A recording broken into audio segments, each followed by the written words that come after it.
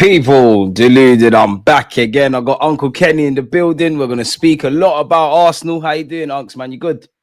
I'm good, man. But I'm gonna just do the curtains because of the.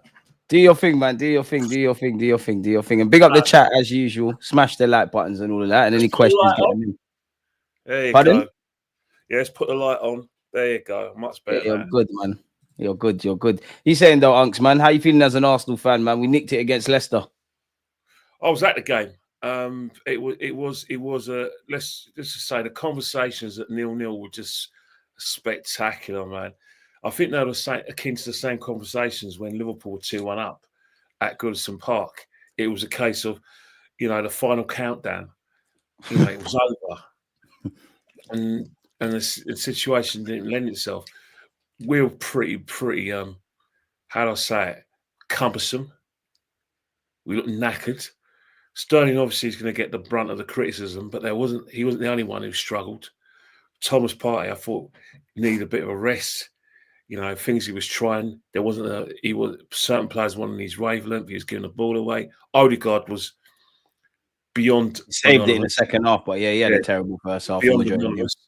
And it's one of those things where both teams just lacked any sort of cutting edge. In the second half, our bench compared to Leicester's was one of the reasons why we did win the football match. Obviously, Moreno's going to get a lot of credit, and he does deserve it because at the end of the day, he came on and did what he had to do, and respect to that. But it papers over a lot of cracks. 100%. So the guy, to me, he was watching it at the King Power Stadium. I was thinking, Jesus Christ, this is a bit of a chore. And then we celebrate, but we know that let's face it, there's an acceptance from all the Arsenal fans I spoke to. And it's not just my friend, because there was about 10 of us going. I know quite a lot of people have been going for years, and they'll come to me before and after the game. I avoided the main channel, but even one person on the main channel, we all believe and feel sadly that this season's done already. It is what it is, yeah. It is, and that's collective. We're not being pessimistic. We just should we feel like that though? I'm afraid so. The reason why we say so is because there's loads of contributing factors. The main contributing factor is injuries, without a shadow of a doubt. Secondary contributing factor, not important to me, but clearly important to a lot of fans, is decisions that haven't gone our way. I would like to say that you say decisions haven't gone your way, but we still beat Wolves, even though Skelly was sent off. In terms of like the Saliba decision at the Dean Court or Vitality Stadium, that could have gone either way.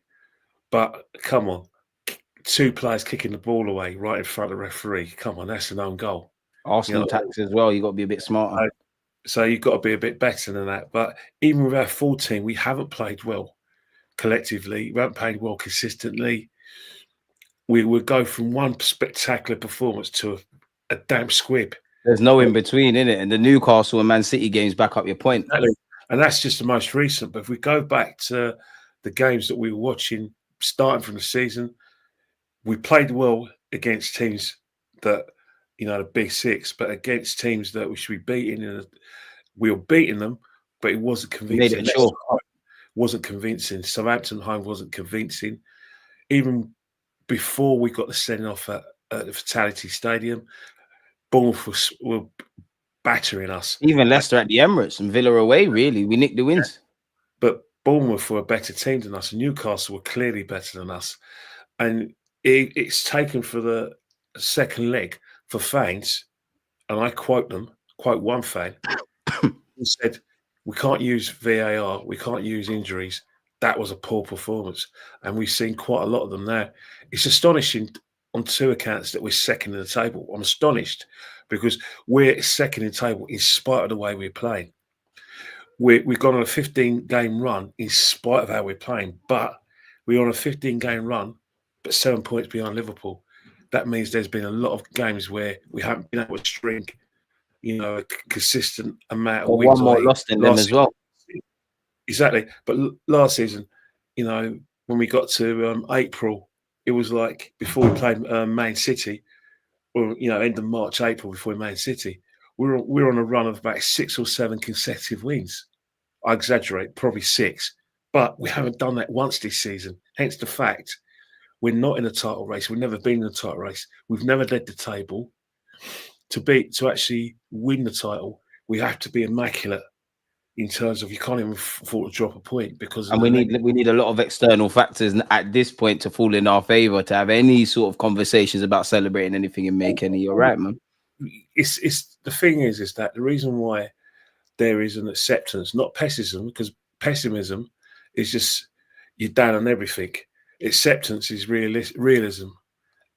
Loads of things, and the evidence is out there. The evidence is we haven't played well, even with our full team. Before we had the injuries, and before, as well as having the red cards and the decisions that may not have gone in our favour, you can't put your hand on heart and say 5 players have had a good season. If you look at the performances, the only person who's played well consistently is probably the goalkeeper and the 2 defenders. You start from August up until now, that's 3 players. And probably Saka before he got injured. Martinelli hasn't been good this season. It's more the defenders, if anything. Odegaard hasn't been good. Maybe Partey's been good, but he's been better. Declan Rice went through a trough of form. Havertz, say no more. He divides opinion. Last season, if you rewind back to last season, not only were we playing good football, we were battering teams who we should be beating. Players were on form. Rice was on form. When Partey came back time, he was on form. Martinelli was in relatively good form. Saka was imperious. Odegaard was imperious. The goalkeeper was playing with a lot of confidence. The defence was solid. These were players that were playing really good football and were at the top of their game. We haven't seen that this season. Hence the fact it's realistic to say it's been a damp squid. And what we've done is that we thought that because of the situation with Man City that hasn't occurred yet, 115 charges, we thought, right, this is our turn on the basis of what we did last season. Now there's new kids on the block, or at least this year concerns with Liverpool. Are Liverpool new kids? Because they're not. They could argue that last season, injuries, and maybe fatigue was the reason why they couldn't sustain the title challenge. That they fell away when they lost against Everton, and then obviously drew West Ham. They fell away, but they've used that experience, and it's put them in good stead for this season.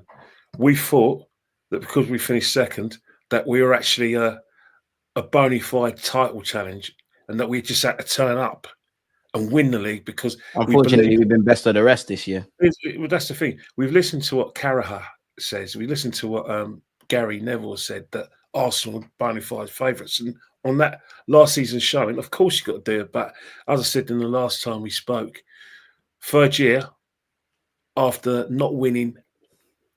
Very difficult to show progression in the 3rd year, man. It's very difficult to motivate yourself, especially if you're not going to do what's needed to be done in the market, which me and you have spoken about. You made an excellent point. And the reason why I say you've made an excellent point, Kwame, you're right. But when I talk about consistently, obviously I mentioned Partey, I mentioned Saka, Nwaneri, he struggled and he's still learning his way. Lewis Skelly is only just come to us in the 11th hour, but I was talking about throughout the whole season. More than consistent, from August until this point, essentially. Our big name players have let us down, but you're right in terms of what we had to do.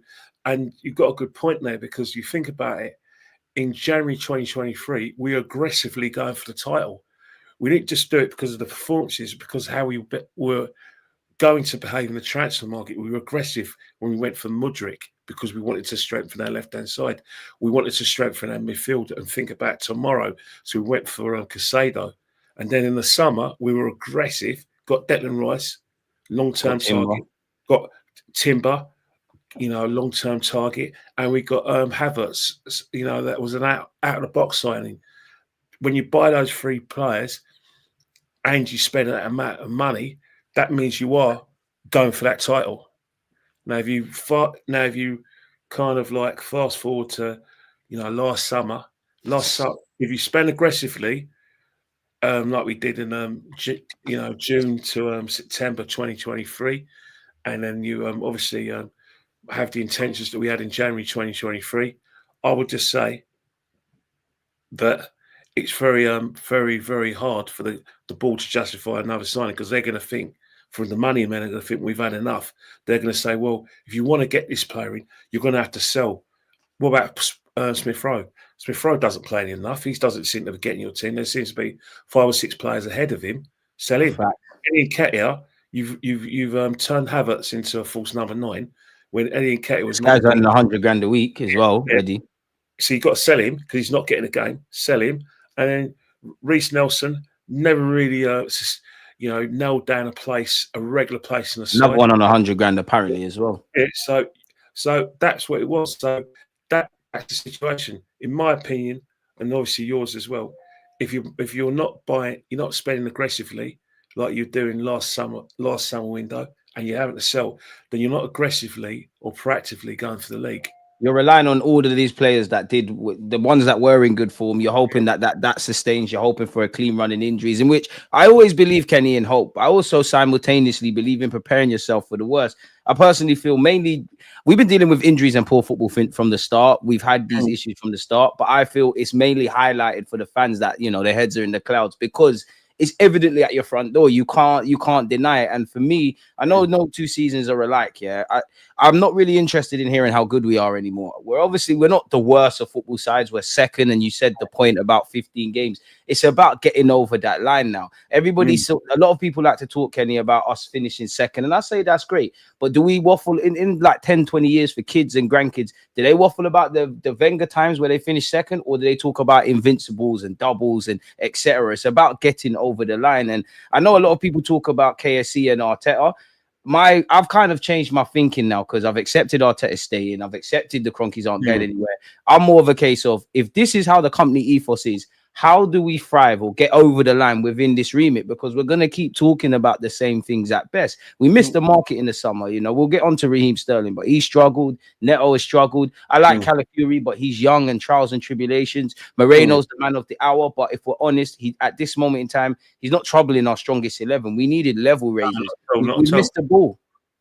We have got some, but you've got to remember that's the situation.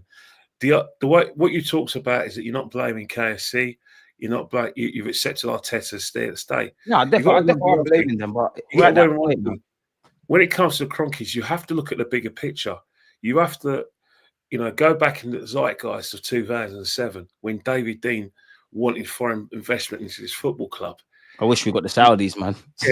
Yeah, but that's what he had in mind. Remember, don't forget what Peter Hillwood says. We don't want his type at the club. What they're saying, the Arsenal Football Club is run in a certain way. The Arsenal is the Bank of England club, do things the right way, Victoria Concordia Crescit. Now, the situation is, when the Cronkies protested and said, no, we're not like that, they've bought into what Arsenal is. It's easy to blame him, but I think it's lazy. The reason why it's lazy is because if you're my age, what I'm seeing now is no different from what I was seeing back in the 80s. Does that hurt you then? Because you're seeing it. Does that hurt you? Because as an older guy, not at all. Because when I was younger, I was part of that kind of. If you say anything against Arsenal, it's always criticism. You can only talk about Arsenal if you're only praising us, even if we're bad. That ain't changed. I'm seeing that in my 29 years. When I was younger and I was in my 20s and my late teens, that's how I felt. I'm not saying I was deluded, but I didn't see the bigger picture when it came to the football club, and didn't read the room and see what was successful other clubs. But if we want to rewind, the same complaints that you're having now will happen in Arsenal. If you think about Arsenal, every time we got some sort of success, we never built up on it. Yeah, we rested on our laurels. That's why we ain't done the double, like retained into a Prem. Yeah, but go back then. The near invincibles in '91. What happened? We didn't. Like I said, capitalise on that. Blackburn with Jack Walker and all his money, we never compete with Blackburn. It was only Man United who had the nuts to compete with them. So that's an example of what happened 32 years ago. So history just Now, repeating fast itself forward essentially. 32 years, 33 years. It's no different, is it? It's the same thing. And the Cronkies weren't here 32 years ago, were they? They weren't. Let's not. If we want to go back even 20 years before Give that, us the history lesson. That's why you're here, Unks, man. It's nice to see, 1971. and mainly for the younger fans in the chat, man. We did the double in 1971 and didn't win anything for 8 years. Were the Cronkies there then? Did we spend big? We bought Alan Ball in 72. Were we challenged for trophies? No, we weren't. So what is different in 1971, 1991, the Wenger years, and now? The common denominator is Arsenal Football Club, the Victoria Concordia Crescit that will not Make a move great with point. times. If you want to, you can't have it all. It's no good saying, oh, yeah, I love my Arsenal because we do things a classy way. But I want to win the Champions League and I want to dominate. You can't have You know that. how I feel, Kenny. Like I feel either- at one point you got to try the other side, but we're not going to get no, that. you either want to win the Champions League and go on a consistent run of domination that Man United had, Man City haven't at the moment, and what Liverpool had in the 70s and 80s, or you be Victoria Concordia Crescit. If you want to be like that, that's fine. But I promise you now, the way we're doing things will never, ever challenge and get the trophies we want. Because Consistently as well.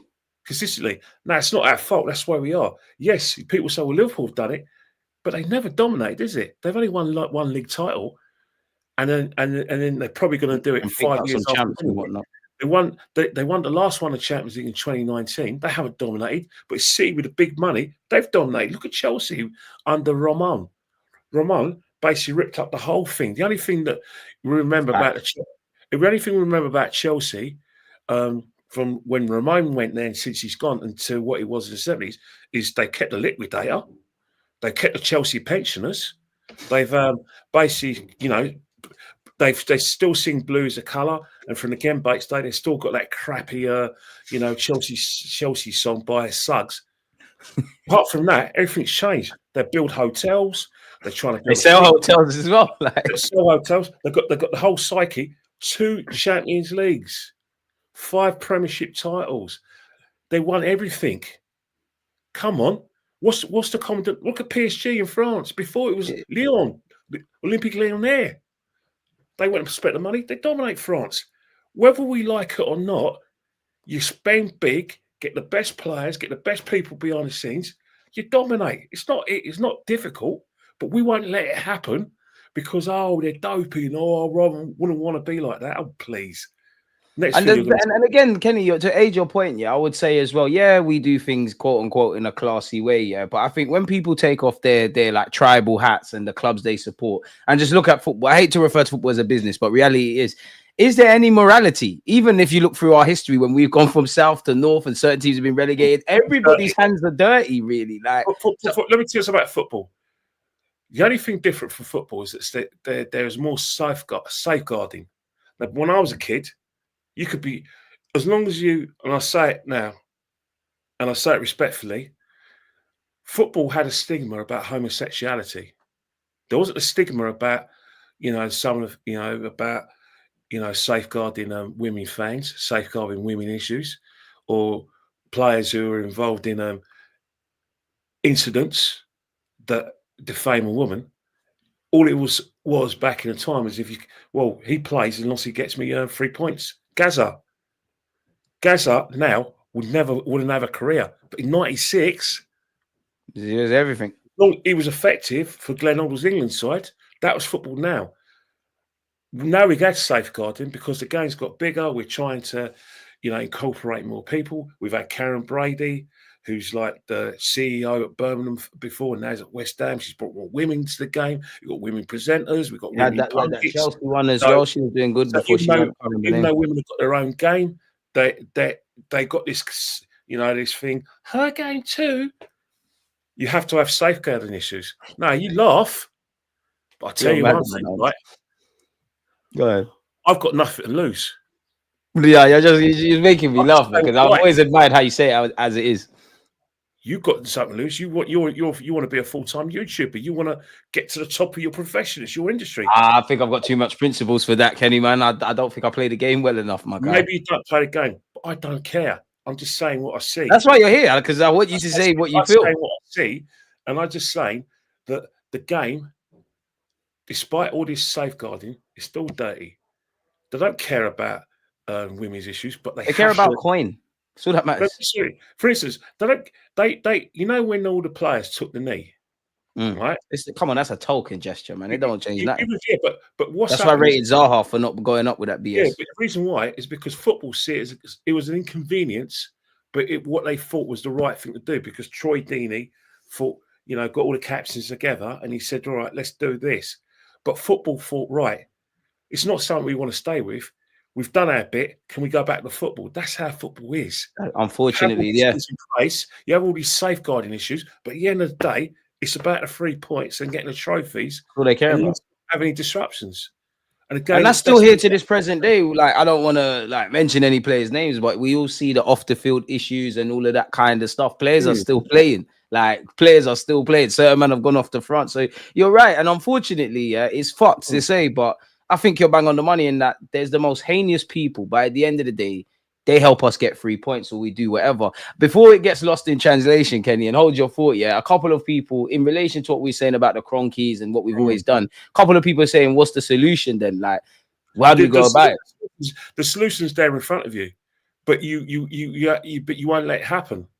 The solution's there. Newcastle doing it, but what's happened is the Red Cartel, of which Arsenal are part of, do not want Newcastle to progress. They are desperate and have it, Why you got PSR and all these things about Man City keep on winning, getting these little, little victories. They may not win the battle, but they might not win the war, but they've won a few battles. That scares the life out of the Red Cartel. Man United are kind of leaving the Red Cartel because they're in so much debt. They want to spend themselves out of debt. So that's why they were wanting to change the PSR. But for Arsenal to make the changes, get someone in who's going to basically tell fans how it is, tell the fans that they want to get the best people on board, get the best managers, get the best players, and rip up the whole Arsenal psyche and explain them and let fans accept that if you get the best managers, even if he's here for 2 or 3 years, he wins, you go and you get someone else. What we have at Arsenal, we want someone to be here for 10 years. We don't like change. We don't like sacking managers. Arsenal don't do that. We like to give people time. We like a process. We like to be organic. Being devil's advocate, is that bad though? Well, it's not going to win you trophies. Fair enough. I'm just being devil's advocate. By the time you have that process, Man City this summer are going to be aggressive. They were in January, Ken, man. They've already started being aggressive, but those players will not. That fruit will not, come be bore, and it won't be ripe until next season. But they're preparing now, so they've started buying these players. Mamouche, one of them. That centre back, for the life of me, I don't know his name. But he's like 20.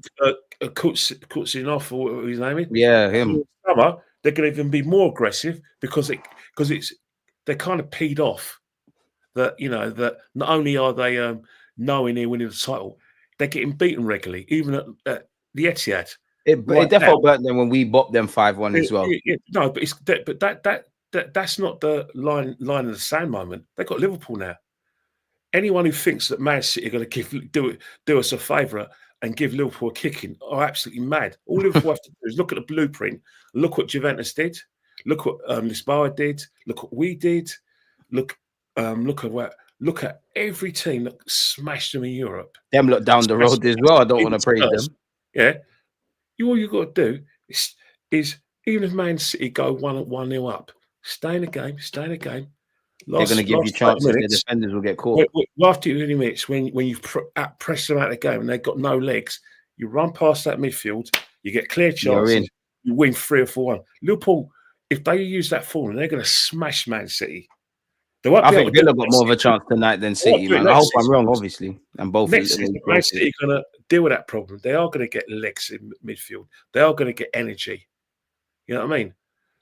So where does that leave us then for you, Kenny? Because if they obviously, we could argue that all of these players need time to adapt and adjust and all that. But if we just assume this is a blip, City are back doing what they're doing. If we assume Liverpool are going to still be in the mix, I don't know for anyone else, but I'd imagine we'll still be in some sort of conversation. Like, so where does that place? No, we won't be in any conversation if we You don't. reckon?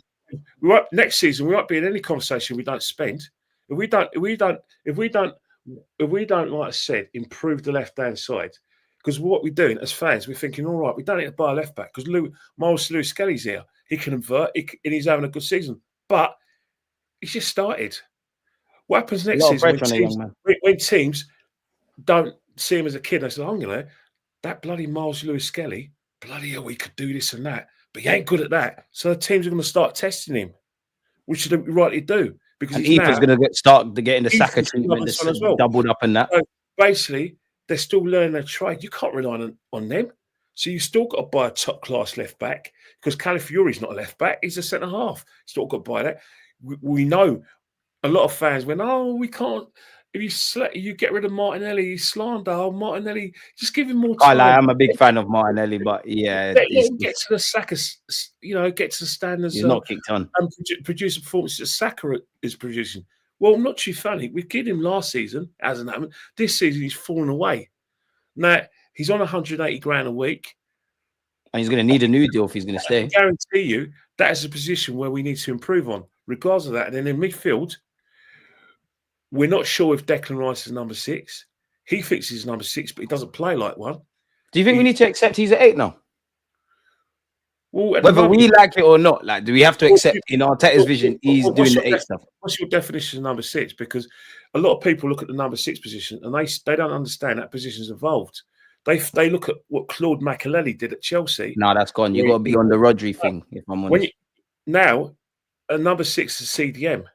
A CDM. It's going to sound crazy, but to me, it's like enough to answer your question. I think it's like it's not a creative midfielder, but it is. You need to be able to consistently receive the ball in the centre halves and then progress the play. And that's why I don't think Rice is there. One more thing, and run the whole show. That as well. And that's not a strong point of Rice's. Be a boss. Can Declan do that? Has Declan ever been the boss in midfield? But has Thomas been the boss in midfield? Thomas has. Thomas is still, and it shouldn't even be the case, Thomas is still better in that position as number 6. So you bought some 105 million pounds, whatever the word, yet he's not your best number 6. So you're fitting him into a position of number 8 where he's given us everything he can give us. He's playing within his strengths.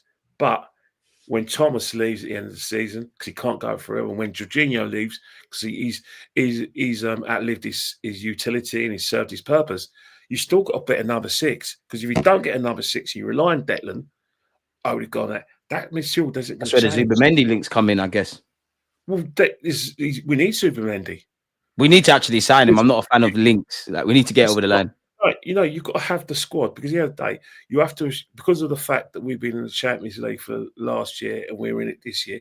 You've got to evolve into the position and the mindset that we've got to have a go at that competition as well, which means we've got to have the right players. Can not only just play in the league, but also play in the Champions League. And we also got to remember one thing we haven't touched on. We haven't been able to make that transition mentally and physically between the intensity of the Champions League, not the Champions League group stages, but the league, where there's 8 games, where it's been condensed in the program, where you have to play 2 or 3 days. Hey, we've never come to 3 games a week, essentially. It's the fact not only our performances are scratchy, we look knackered in games. We've got injuries. We've got enough bodies, man. Have you noticed, Kenny? Like, we keep saying that in this conversation because it's true. We keep saying we look knackered, we will spend. That's where I think a lot of it was self-inflicted. But it's not just us. It happens. The simple reason is that we haven't thought this through. But UEFA, the reason why UEFA have got extended the Champions League because of the threat of the Super League, which was all noise and without any substance. It's the exact same thing, really. And if you want me to be a conspiracy theorist, and we want to hear all your thoughts, Kenny. Man, we love the way you don't mix your words. Let me say something now. The Champions League format is always going to be contrived to make sure the big teams are in it. It's in their interest to have that. Well, of course, people don't love underdog stories like that. They want the big dogs. It's going to hurt. It's going to hurt. It's going to hurt UEFA that one of Real Madrid and Man City are going out today. That was not the plan. It's hurting UEFA that Man United can't get their act together and be a top side. They're missing out on the ticket sales and the TV rights from around the world, because Man United are a big draw. It hurts them that the big Italian teams haven't consistently made the top and made the European competitions, let alone get to the last six. They are sure Barcelona and Real Madrid, although when Barcelona went in their decline, that worried them as well. But the more they contrive the competitions to get more teams in, it's because they want to. They're not sure that the big teams in Europe can even make the top four. So it's now fifth or sixth place. It's now more teams, blah blah. And what they've had, they never banked on Aston Villa getting to last 16. They didn't bank on Celtic, even Club Brugge. Nearly getting to the league. That's not what UEFA want. They want the big teams to get as far as the competition so they can have big games with big ticket sales and big advertising, because advertisers and TV companies around the world want to see Man United versus Real Madrid. They want to see Liverpool versus Barcelona. They want to see Internazionale versus Atletico Madrid. They want to see all the big sides. Big fan of how you go from sounding like a geezer to saying the BS. It's contrived to BS. They don't want to see Sampdoria or Atalanta. They want to see the big teams. Bang on. I want to go back to what we was talking about like the solutions and around our club and stuff. Yeah, and rightly so. It's a fair point. Some people in the chat are saying they're basically saying like you can't lose your core principles to win trophies. Like, where do you stand on that? I know that's fan zone. Yeah, TV. Big up fan zone TV. Make sure the fact is that you always then what will happen is that if that's what you want, that's fine. That's nothing wrong with that. But the current climate is, the past has told us that you cannot win a Champions League like that. To win the Champions League, you've got to have everything going in your favour. You've got to have the best tactical managers who can win a game, who can navigate you through the now league stage, and then navigate you through the tricky kind of two-legged affairs against teams that are sometimes better than you on the pitch, but you can still beat them. You just need to get the job done. But you still need a tactician, and then you need the players who are the top players who've had the experience of playing big games. And then you need your little goal scorer in a tight game with boom, one chance, boom, goal. Just like what obviously we're not Real Madrid, but just like what you see with Real Madrid. Once Carlo does that, and you see it happen. Whether we like it or not, every big trophy is being bought. It's football. Football's dirty. It's the way of the world. It's sad. Man City, if you want to be churlish and discount all the success Man City or Chelsea have had, and you want to go in layman's terms, yeah, they spent big, and look at the success they've had. PSG have got to a final, a few semi-finals, but they spent big. All right, it's not the Holy Grail, but eventually they're going to get it right because of the money they spent. And actually, they've actually, like you said there, they're actually really stripping back everything. So they probably will sooner rather than later. And that's the situation. That's the way football goes round there. It's not fair. Don't look great, but that's how football is. Football's a dog-eat-dog situation. It's a dog-eat-dog even in the academy. Yeah, boy, me and you could have an hour in itself. Academy's dog-eat-dog. Nobody, I could tell people for free, nobody cares. Parents fight each other because they want their boy to make it. Parents snake each other. If they find out a pro deal's being handed elsewhere and he's getting this, people withholding. The academy scene is way more crabs in a bucket than people and you got the levels. It's not nice. It's not a nice thing. Everyone wants to be that one person to be the Champions League holder. Everyone wants to be that one person to win the league. You know what I mean? That's how football is, mate. You have to win. Younger fans are interested in the bottom line. Younger Chelsea fans are not interested in Kerry Dixon.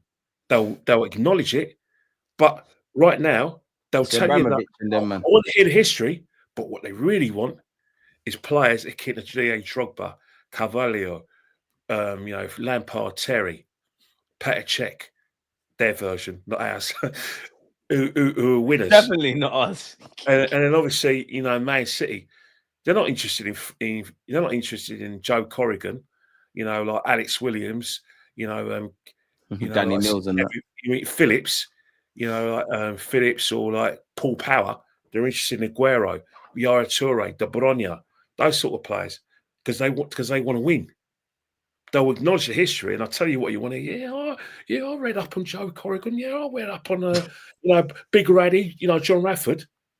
But they really, really want success. They want it today, not yesterday. And that's the saddest thing, Kenny. It's like I'm not sitting here as an Arsenal fan. Of course, I'd love to win every trophy, every time, win every game like everyone. But it just feels like we've got a base, and it's a bit like how we carry ourselves. We're just not getting over the line, man. Where do you stand on Arteta? In fact, where do you stand on Arteta? And like, do you think he's done anything good? Because for me, my personal thoughts are, until you get over the line, I'm open to you leaving. I don't necessarily think I would sack you at the moment. I don't understand why, like, some people will die for Arteta. And then I don't really understand, like, I can understand the balanced opinions, right, Kenny? Like, if someone can articulate he's not good enough or he's good enough, that's fair. But I can't understand, like, slating the guy when it gets personal, or, like, the overly positives and whatnot. Me, I think you've, rightly or wrongly, we've gone from back-to-back apes. We're second. We are moaning, and me and you have dissected that we're papering over the cracks, but we are there. It's now a getting over the line thing. I think from purely a coaching aspect, so many things I like about him. But every year you don't get us over the line, there's issues. And that's why I asked you initially about the Cronkies, right? Because many people will say he hasn't been backed, or they don't want to win. They don't want to do that. I might share all of those thoughts, but that's where I said I kind of changed my remit in that if we know how the Cronkies act, whether it's because of historical ties or whatever, then we now need to look at being able to achieve some level of success and operate within the prisons of that. But like, man, like, where you at with Arteta? Do you think he's done any good? Would sacking him really make any success? What's your thoughts on that? Question. You've answered your question. You've just answered your question. You got there eventually, but you answered your question. The buzzwords are coaching. And then the other buzzword is team manager. Arteta, a fantastic coach, a great organizer of teams, who has turned us from a team that means business, that are difficult to beat. We never concede more than 2 goals. But he's a lousy team manager. You could say that. Fair. Unfortunately, he's not the head coach. He's the manager now. He's a team manager. So he's clearly got a voice in the dressing room, not the dressing room. Sorry, team manager. So he has a voice. He's the alpha and omega. He hasn't got a voice. He's the man. He's the alpha and omega when it comes to incomings and outgoings. He's the alpha and omega. The players we get in is because of him. He's the one. He's the one who doesn't seem to want to be linked to Isaac, Gyökeres, Osherman. He wants to be linked to Sesko. You really think you don't want Isaac in that, though? Like Isaac, you really think you don't want Isaac? Just being devil's advocate. Of course he's not, because simple reason. Since this man has been in charge, whenever Arsenal have been linked with a player, it's been concrete. It has been let slip, and it's become factual. It's factual that we were after Modric. It was factual we were after Casado. It's factual that that second, cab of rank was Trossard. It's factual we were after Declan. It was factual after Mourinho. They've all leaked it. Calafiori, Zubamendi as well. Yeah, they've all leaked it. So it's not as if that it's something that I've just mentioned. I've just made up. I haven't seen any evidence that Mikel Merino has been linked with Isaac. I haven't seen any evidence he's been linked with Gyökeres, and I certainly haven't seen any evidence that he's been linked with Victor Osherman. So we have to go. Them ones there are paper talk. Definitely. But in terms of, you've got to remember one thing as well.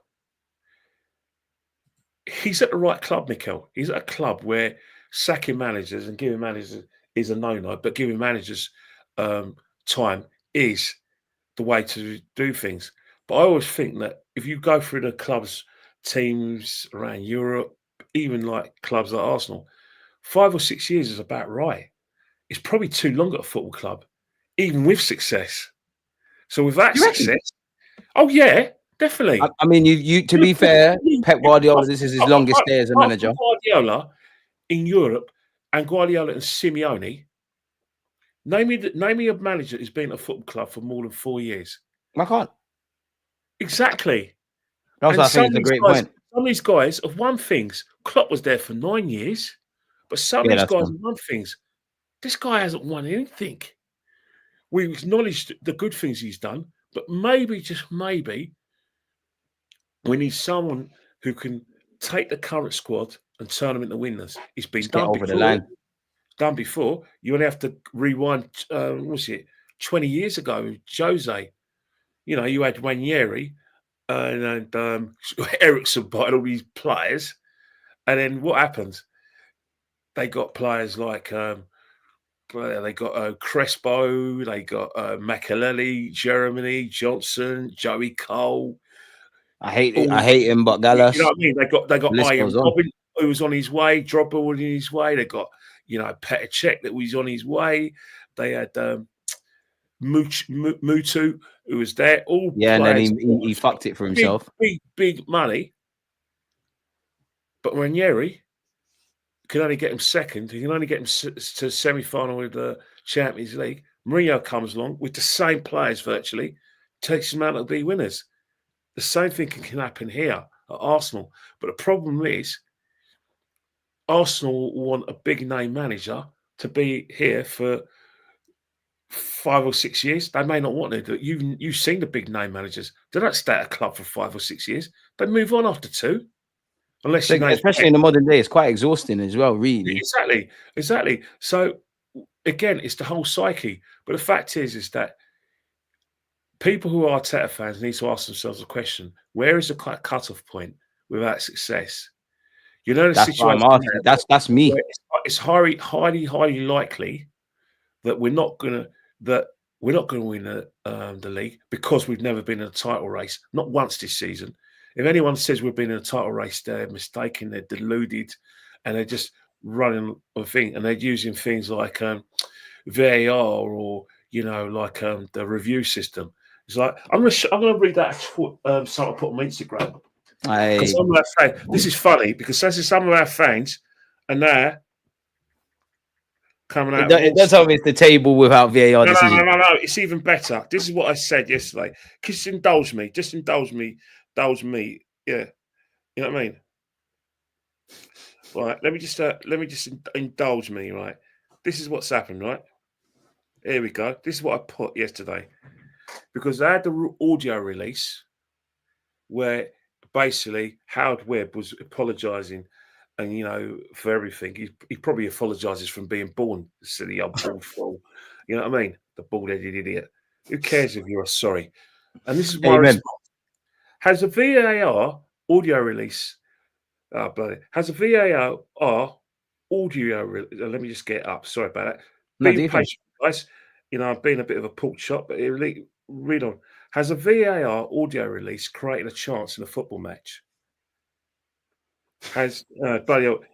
Carry on. That's the first question. The second question is: has it scored a hat trick or a winning goal? So what's the point? It's just, basically, it's just all it does. It just fuels the point, and it basically gives Saka to the would off, could off, and if only members of our fan base.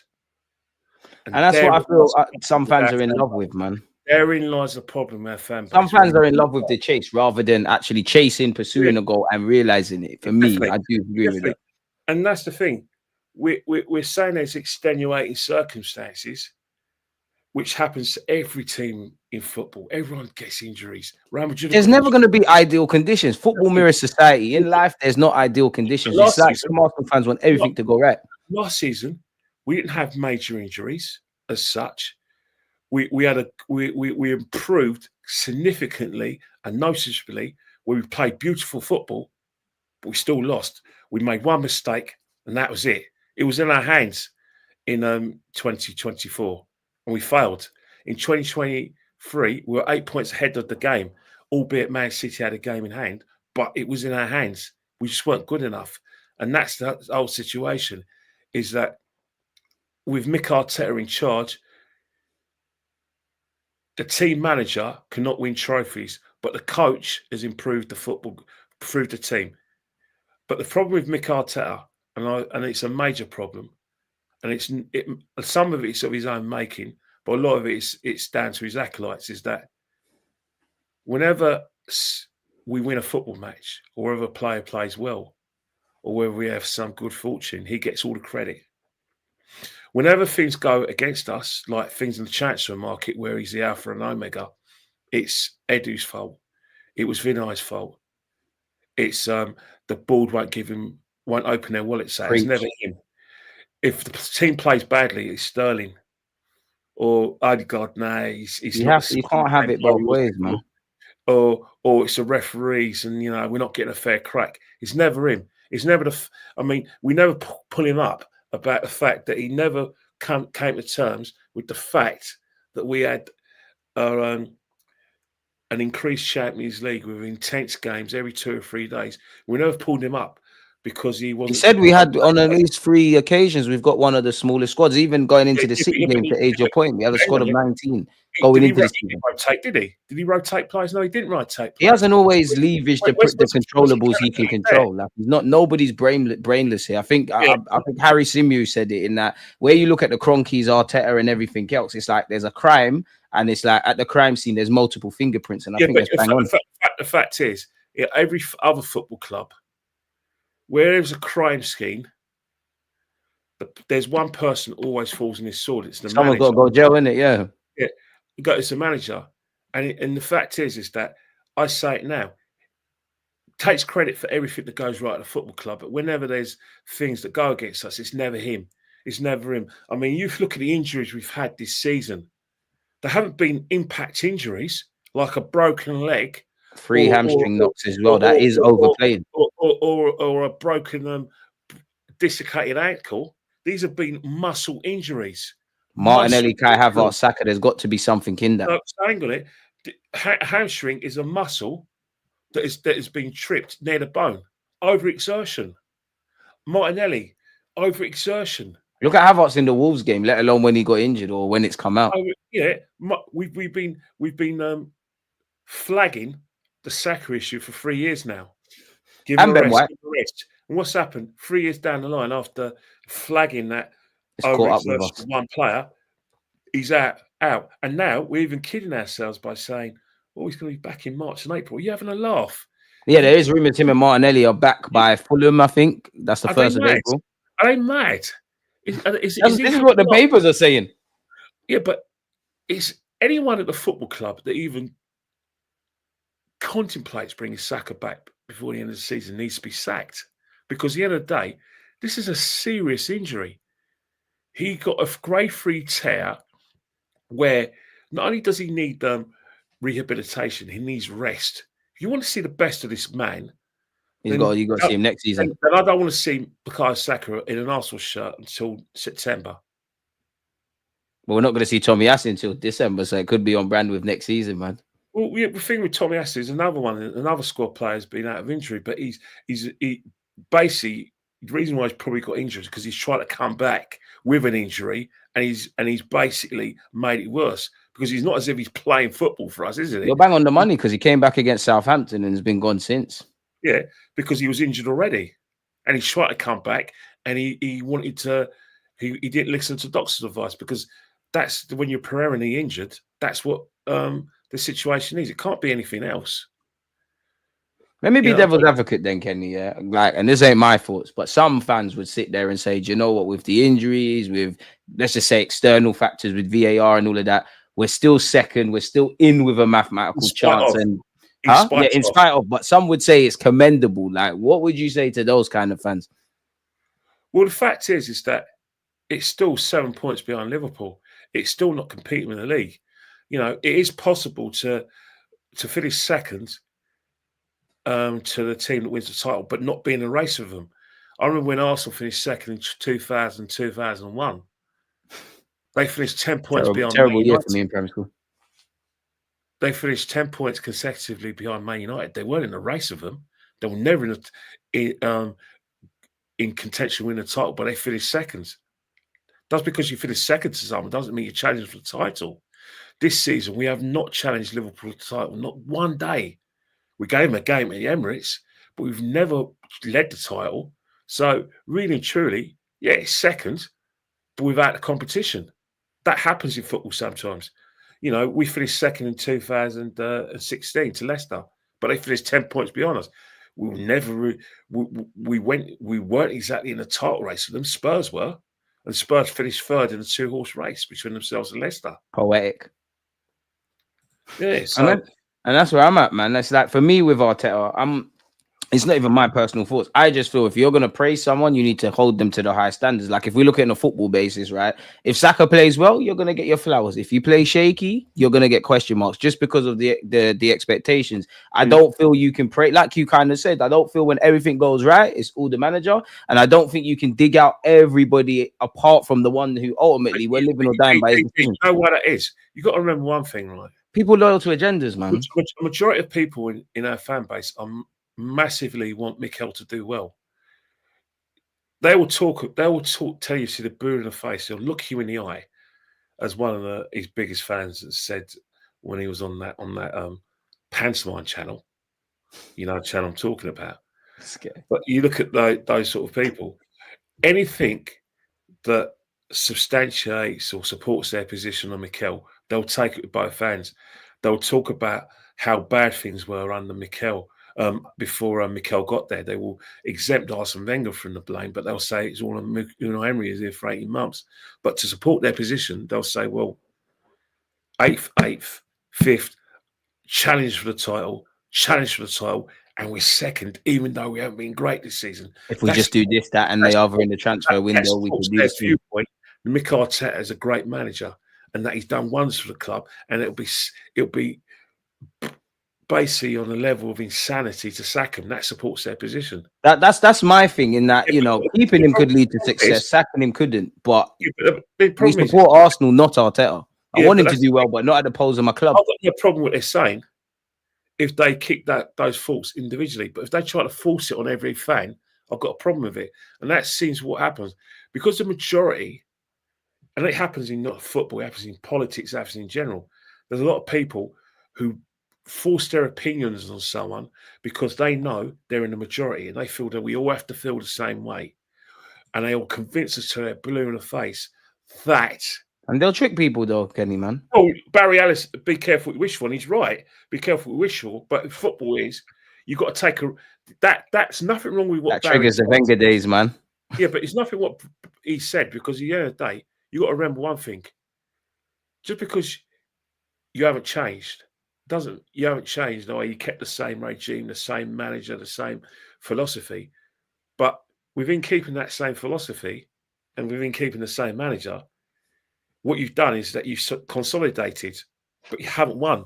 And that's the situation.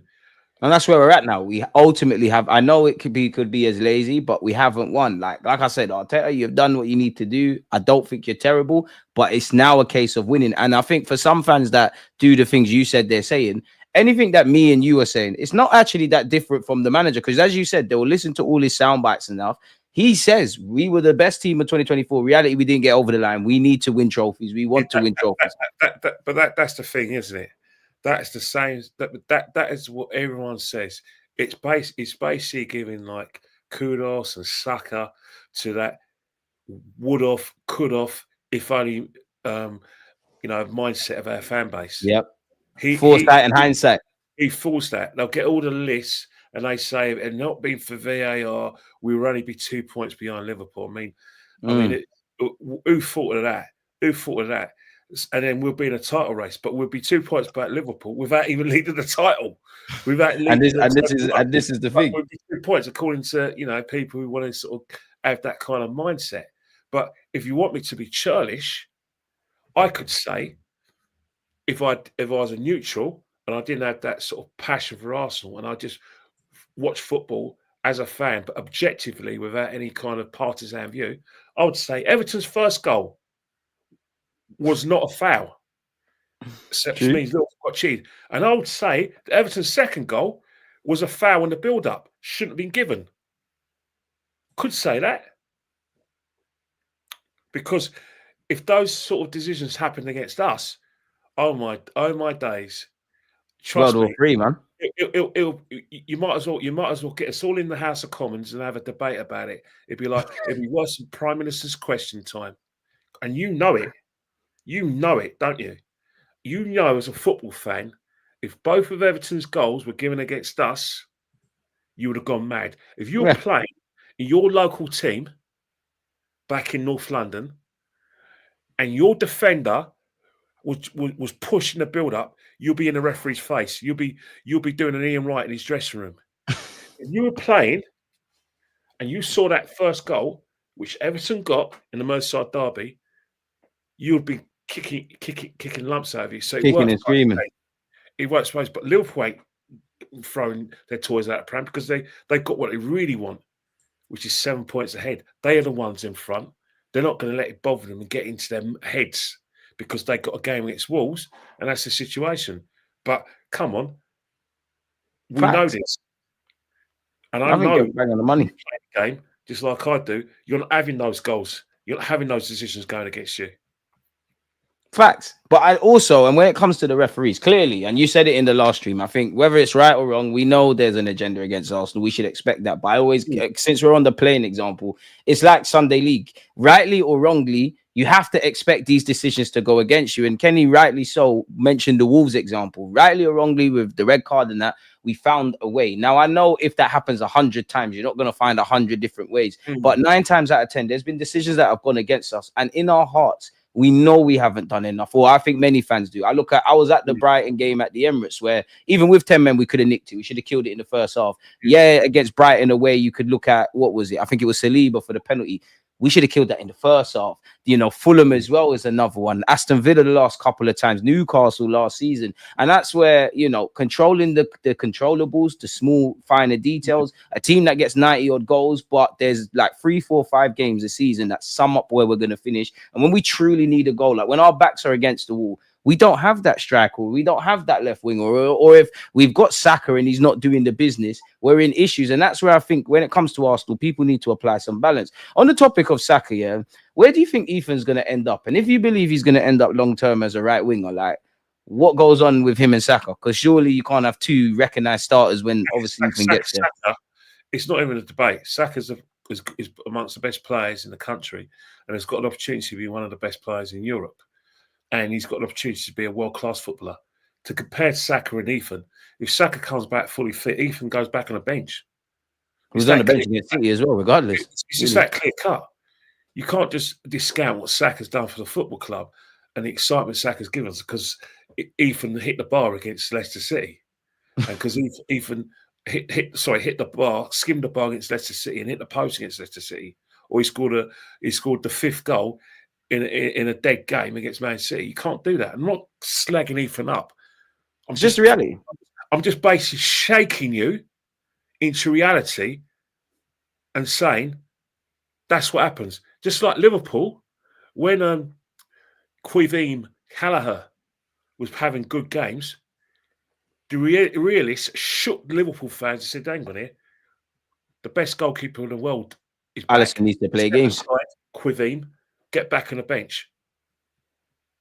Not a debate, is it? Ethan will get a run in the side when he deserves to get a run in the side. He's still learning his trade. It's very exciting. We do this all the time with players. This is why I'm asking you, because these are the talking points Arsenal fans are having, man. The second season is always the defining season.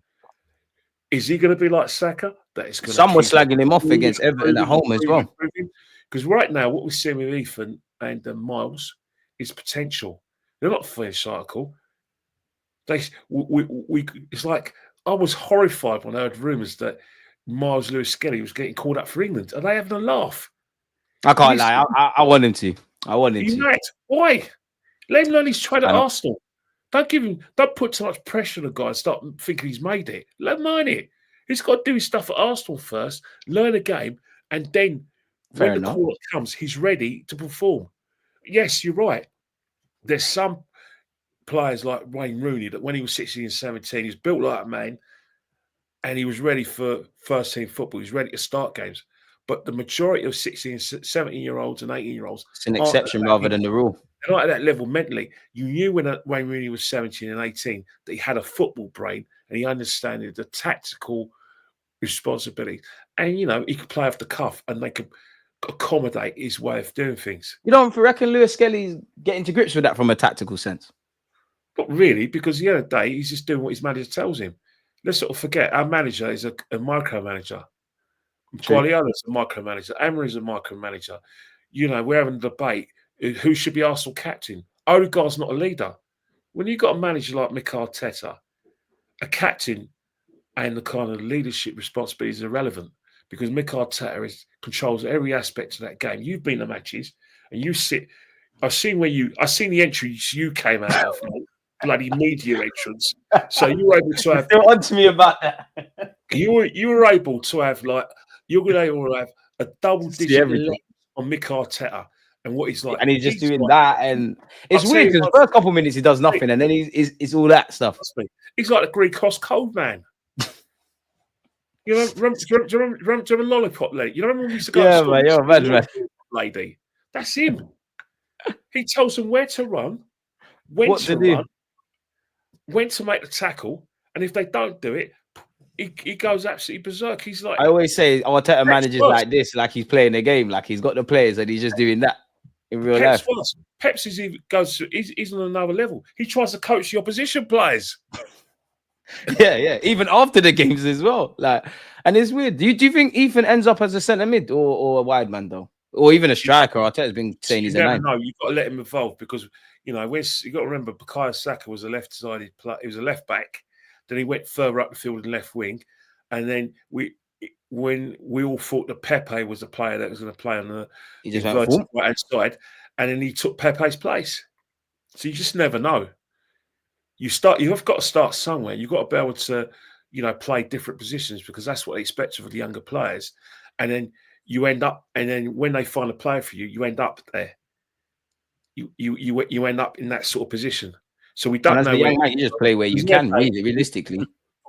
Before we earmarked him as Saka's heir apparent on the right hand side, we were earmarking as Ethan as the player to take over from Martin Odegaard. When Martin Odegaard was injured, we want Ethan to play in that position. When Martin Odegaard, you know, was his usual self, running out of steam after 60 minutes, Ethan was the man who came on. But when Ethan came on against Everton, he didn't have Thomas Partey alongside him to give him the ball. People were saying he weren't ready. Because simple reason, he didn't have the protection. He was asked to do things without Thomas Partey to pass the ball to him accurately and get him up the field. So he's basically having to go and get the ball back. That's not his game. He struggled against Everton. And everyone going, oh, well, maybe he's not good enough after all, which is a load of BS. Which is crazy because he's 17, but you know how reactionary fans are, man. You're the best thing since sliced bread 1 week. You're the worst player in the world the next. And it's going to happen time after time after time. Like, I guess it's human nature. Case example, Man United game, Kai Havertz was Damien out of the Omen 3. And then next minute he scores. It's Waka Waka. Yeah. What a horrible, crappy song that is, by the way. It's almost as bad as North London Forever, man. Christ. Oh, North London Forever is an insult. We're from North I don't mind it, but it shouldn't be our main thing. Like, I don't know what's going on. I've got problems with that song. That song is the biggest load of BS I've ever heard. The only people who sing it with vigour are people actually not from North London. They actually think that the song represents our great part of the city. It doesn't. It's about some no marks and some sniffs in Bloody Angel. Oh yeah, sniff. Oh yeah, let's go down and have a bit of a brass. Yeah, let's go and go down Angel. Get that song out of my club. Arsenal's become a bit upper class in that regard, man. Sniff. And I just don't know how. I'm not even like credit to the guy who sang the song. You're living the movie, but I don't know how you look at our fans who on online fans, those sort of fans, like the packaging lot of our fan base who got in, and Mikel Arteta as well-meaningly thought, you know what? Yeah, this is good. And let's face it, it's sung with vigour. That's it for me, then, Kenny, because it's not like I don't like that song. I can't imagine Anfield doing that. I can't imagine St James's Park. I want my home ground to be as intimidating as that, and I don't think opposition players are going to get scared. What's wrong with good Arsenal? What's wrong with that? You got to appeal to a different target audience nowadays, man. Yeah. No, but I think what's happened is that we slagged off Liverpool for what Never Walk Alone, and we said it was it's basically they stole the song, and and we boo Never Walk Alone. Well, we just gone and done the same thing with that song. We don't want to be Liverpool. We're trying to be Liverpool. But that's life is just one big contradiction, man. I want to like Nathan's trying to give us a rise, isn't it? £60 million. Yeah, he's trying to piss us off, man. Shout out Nathan, man. Or he might feel like us. He just wants a good old joke, man. I want to touch on two more things before I let you get out of here. Yeah, what do you make of Moreno in the 9 specifically? Is that kind of what we should throw our eggs in for the rest of the season? But the fans are going to want us to do that until it goes wrong, and then they start giving him the bird. I asked you. I mean, because I say I'm a broken record, and that's the thing. I mean, he was like when he first got to the club, they couldn't wait for him to drop Thomas Partey. Said, "Oh, this is our midfield now. Declan number 6, Moreno number 8. Odegaard, are we gonna?" Some people wanted Gabriel gone, and then when they saw him play, and they realised that he hasn't got the mobility for this league. He's washed. What a waste of money. And then when he scores, and they start singing the Merino song, innit? New song out there. That's what football's about. Football's about the moment. You know, you're not really sure about it, but what will happen is that he'll score a couple of goals, and then that will stick in the memory, isn't it? And that's the situation until he flops the next one, and then he's. I'm not saying he's going to flop, but I do think that one of the reasons, the contributory factors for him doing really well, was because, you know, it's something that it was out of the box. You know what I mean? I saw a bit of it at Chelsea. You remember the Chelsea game at the Bridge where he came on and he was kind of making those runs in behind? Yeah, definitely. I saw a bit of that. But definitely.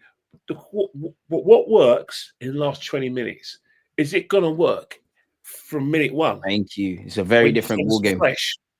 When the midfielders are at their fittest and sharpest mentally and physically. And then you do it for 3 games. Teams kind of expect you to do that, so they're going to tailor it around you for the 4th game.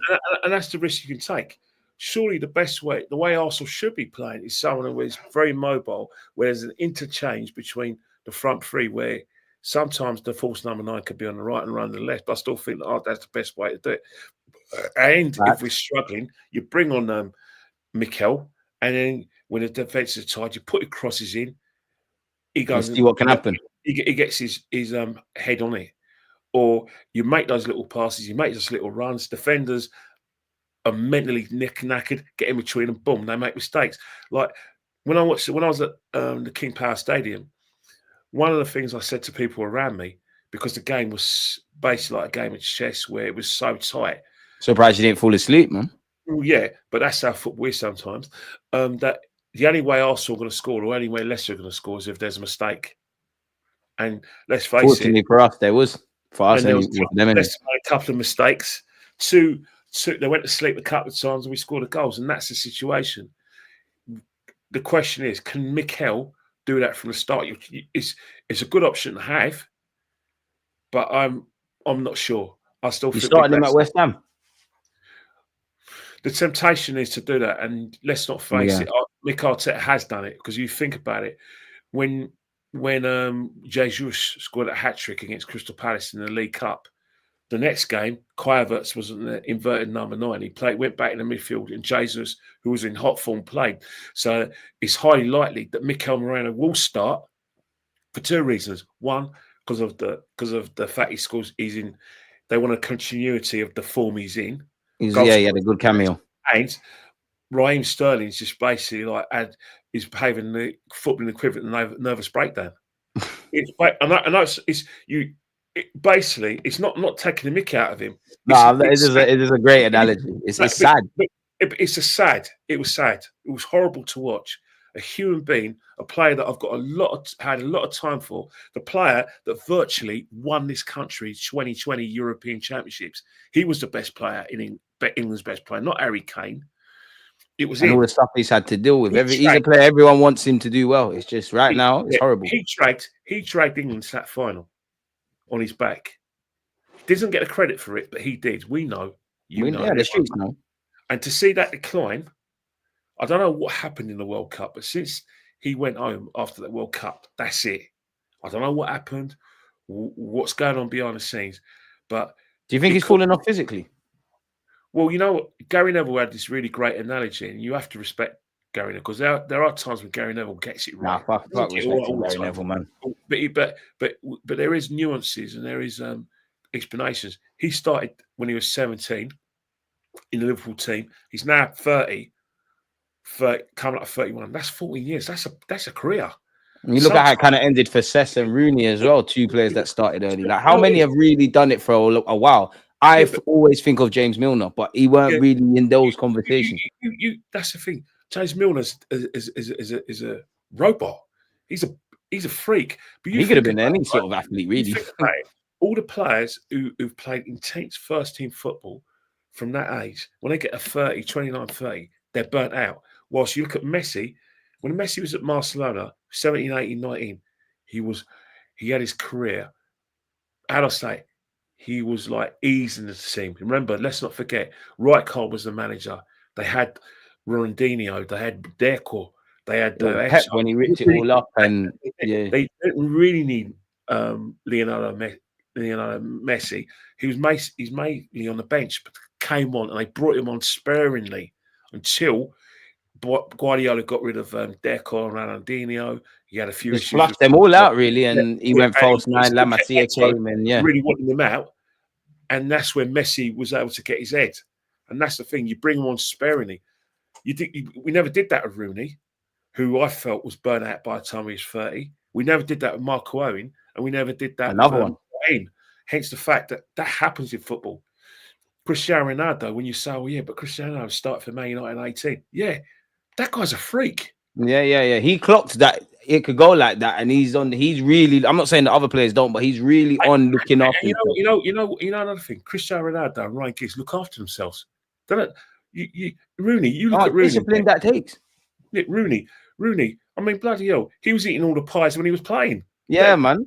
But look at him now. He doesn't get the regular training, and he's still eating the pies. Look how fat he looks. Yeah, Rooney don't give a flying monkeys, man. Rooney, and that's the thing, is it comes down to discipline. Like, but with Sterling, like, do you have any hope for Sterling? Like, can he get out of this? Like, do you have any hope he'll go on a purple track? Because we're going to need him. We need him because simple reasons that even if Martinelli comes back, we can't just rush Martinelli and go, right, your hamstrings, you're 80% fit. Go on, give us 90 minutes of intensity. That hamstring's going to go again. So you're going to need Sterling.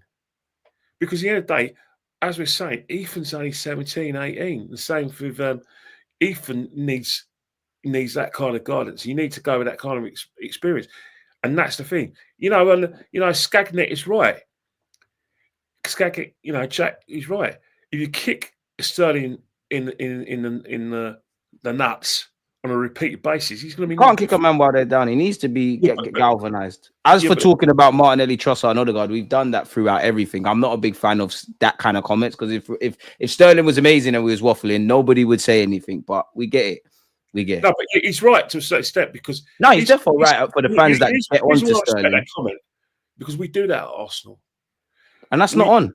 Yeah, but what we do at Arsenal, which is sacrosanct, there's certain players who are exempt from scrutiny. I won't say criticism, scrutiny, even in the Invincible year. And there's certain players that it's cool to criticize and pile on. Like I hate it.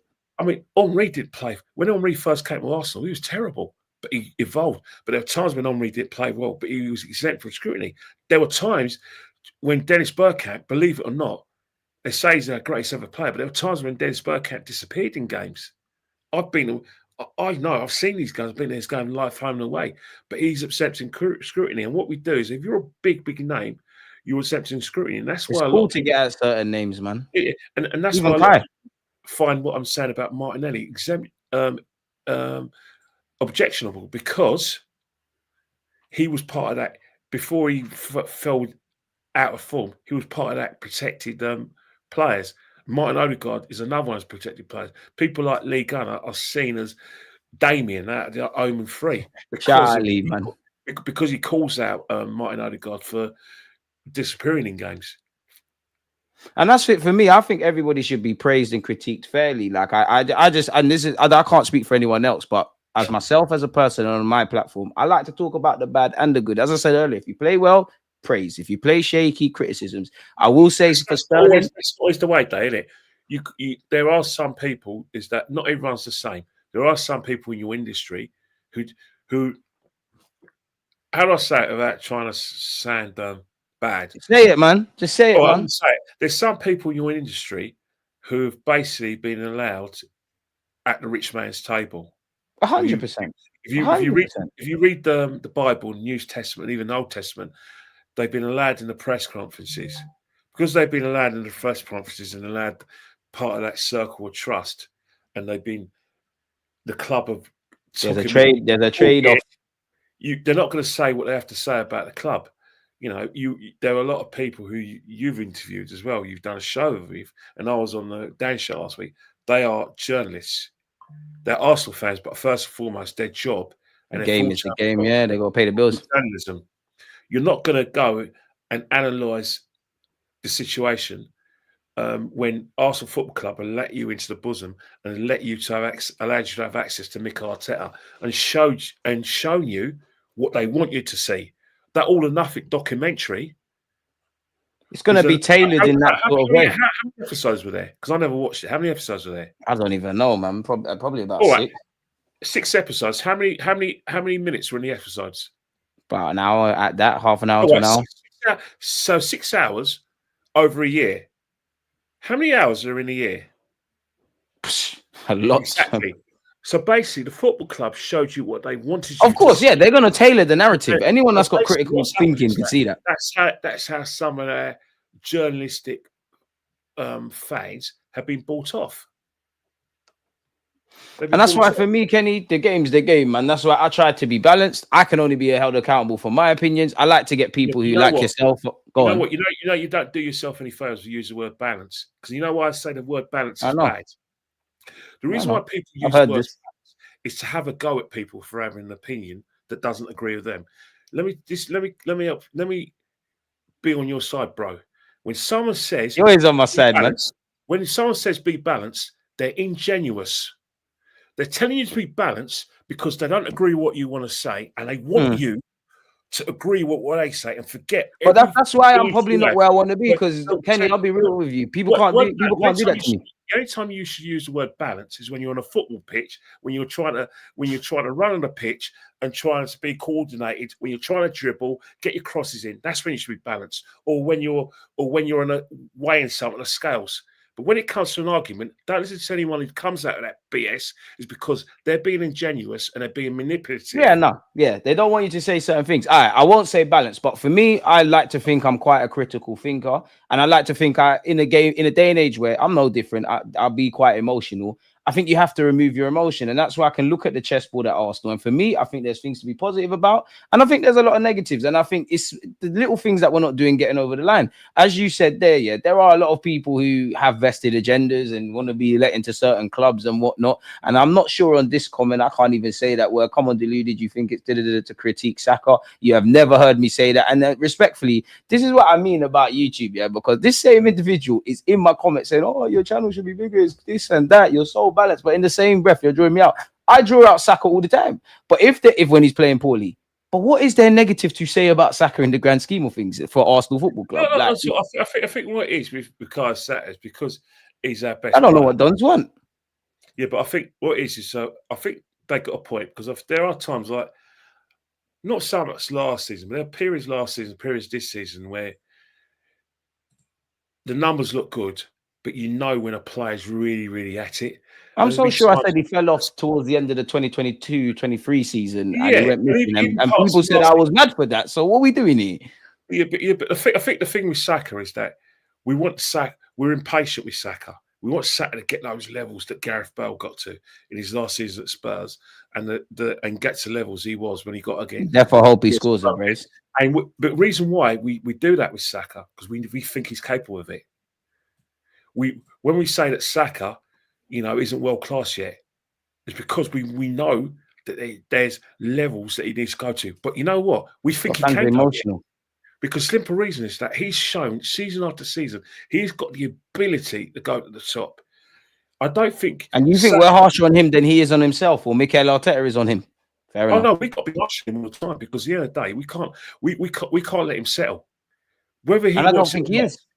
He's had I every know. reason to settle, and he's got better and No, better. he's, So he's I not don't going to think he is. settle, but we should ramp it up. We should crack the whip because this guy has got an opportunity here to have a career where he can score 250 or 300 league and cup goals. Easy.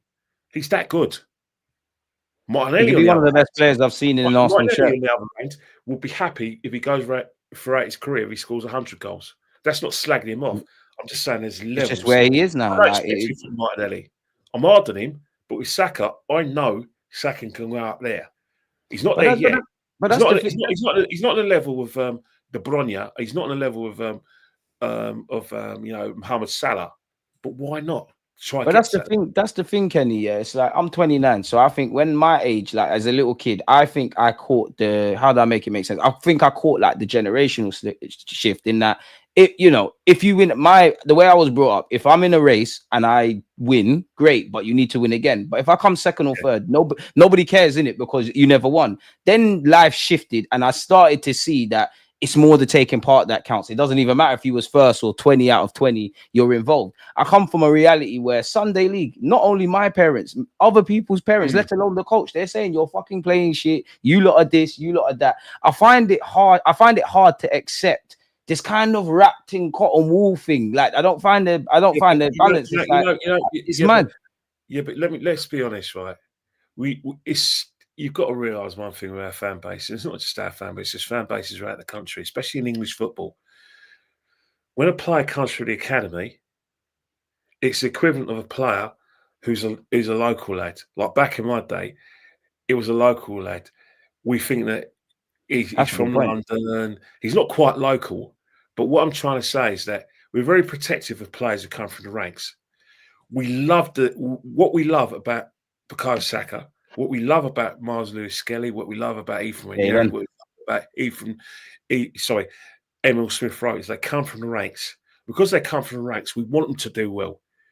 We want them to do well. We have that sort of protection against them. We think we're going to make sure with our love and support they're going to get there. Now, if it's a player we signed, or it's just any other we signed who's not a big name, but he may be a big name, we're harsher than them because the end reason we ain't got a vested interest in them, and that goes everywhere. It's like Chelsea fans.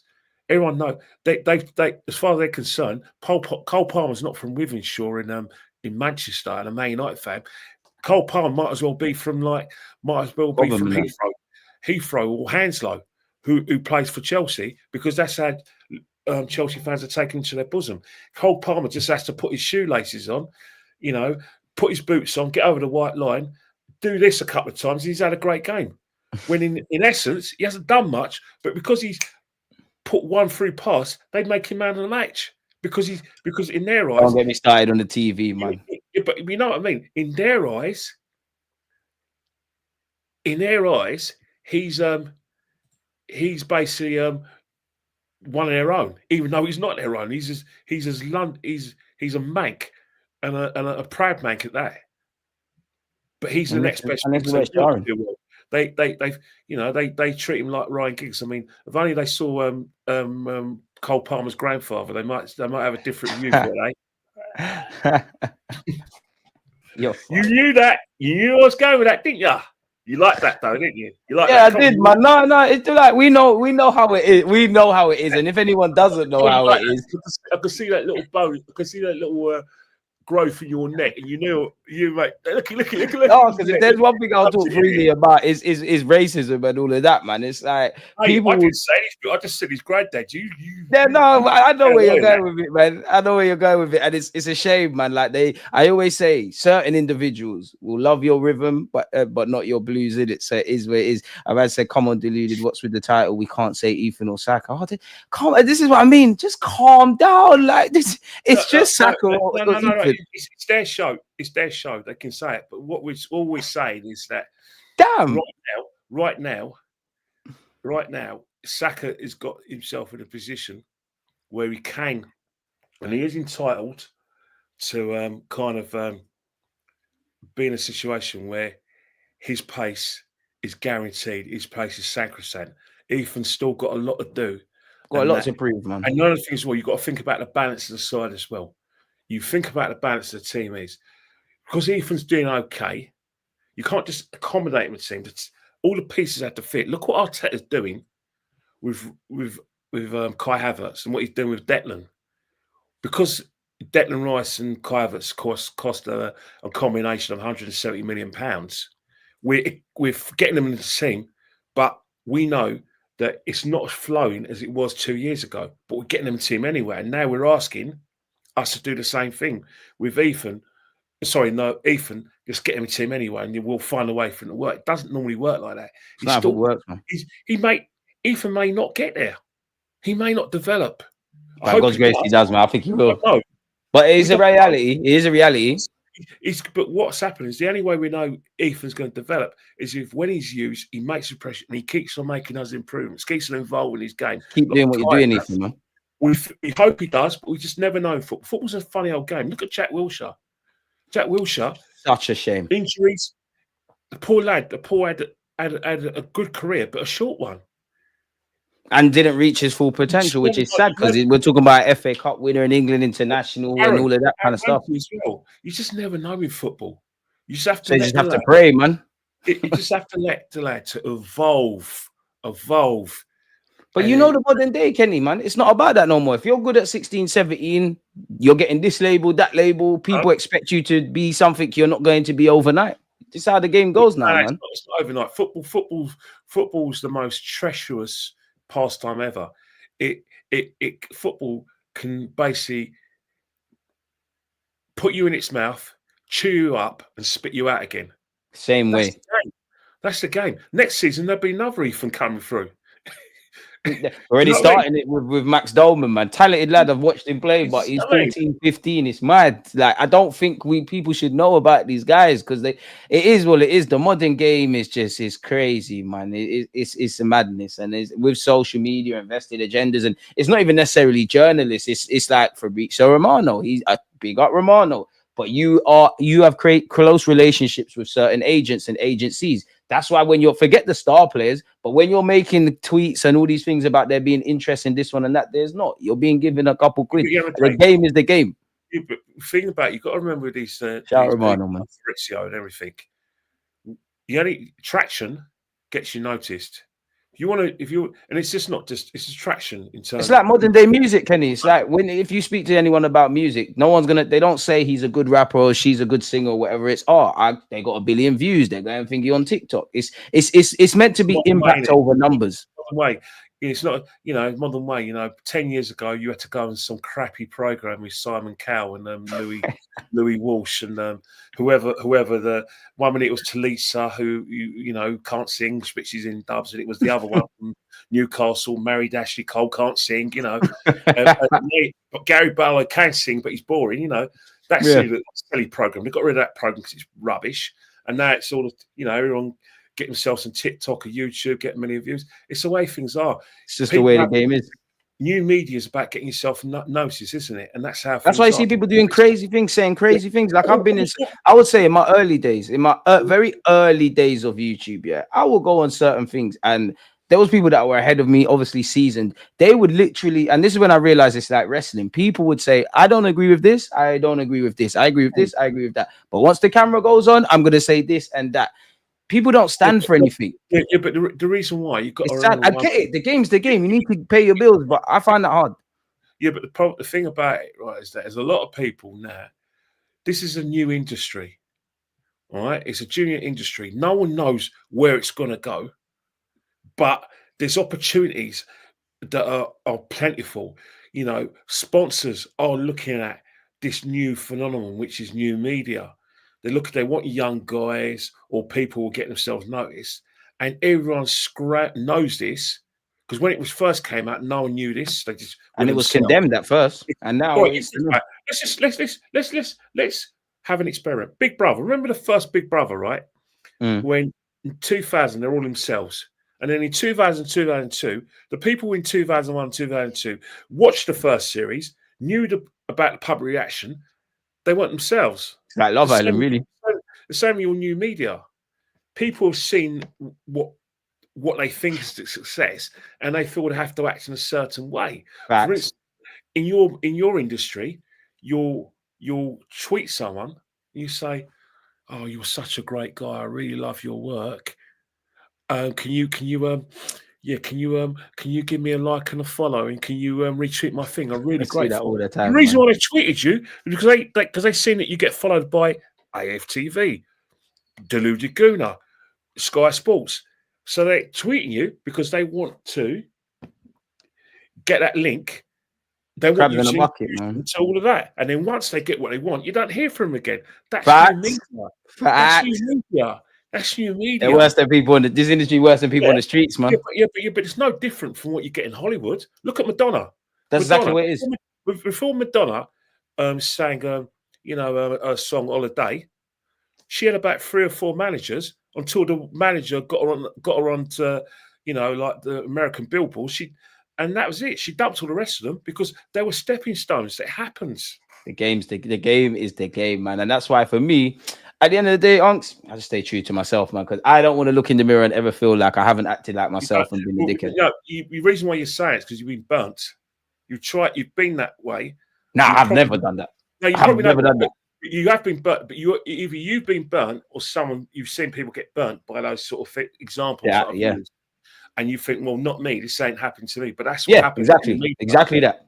In your media, what people want are 2 things, and that's one of what I said to you 2 weeks ago.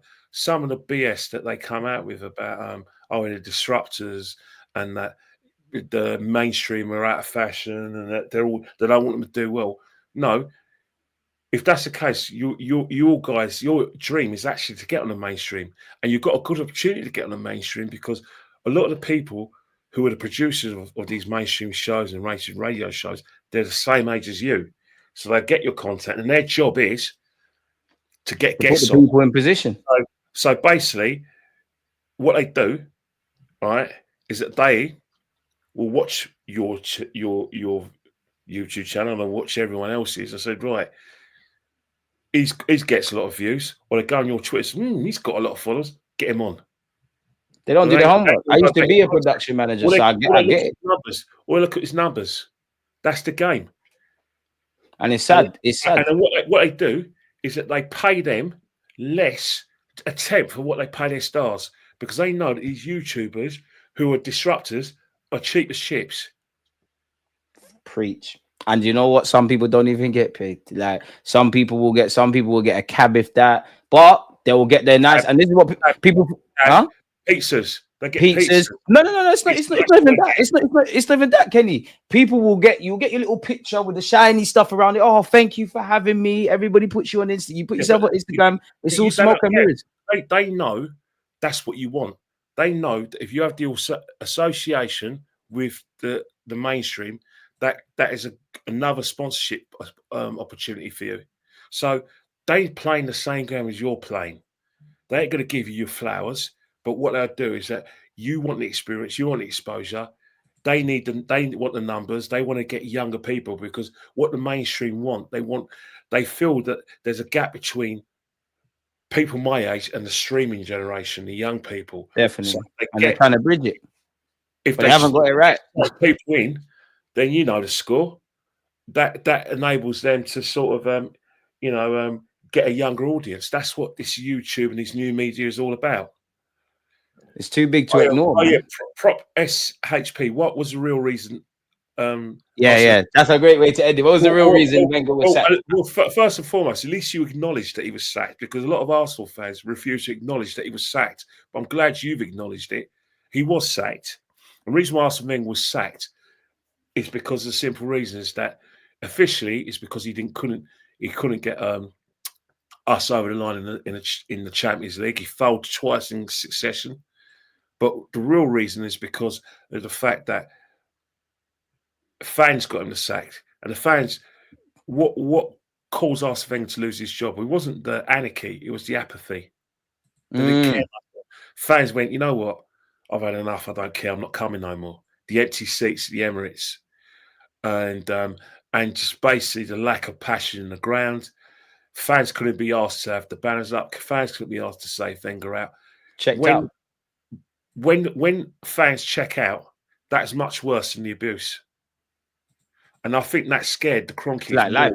than the abuse. Because the abuse, normally, when the abuse does happen, sometimes chairman, well, they basically get scared, because I'm not going to use bad words because you're a channel, but they get scared and they think, right, let's throw him under the bus.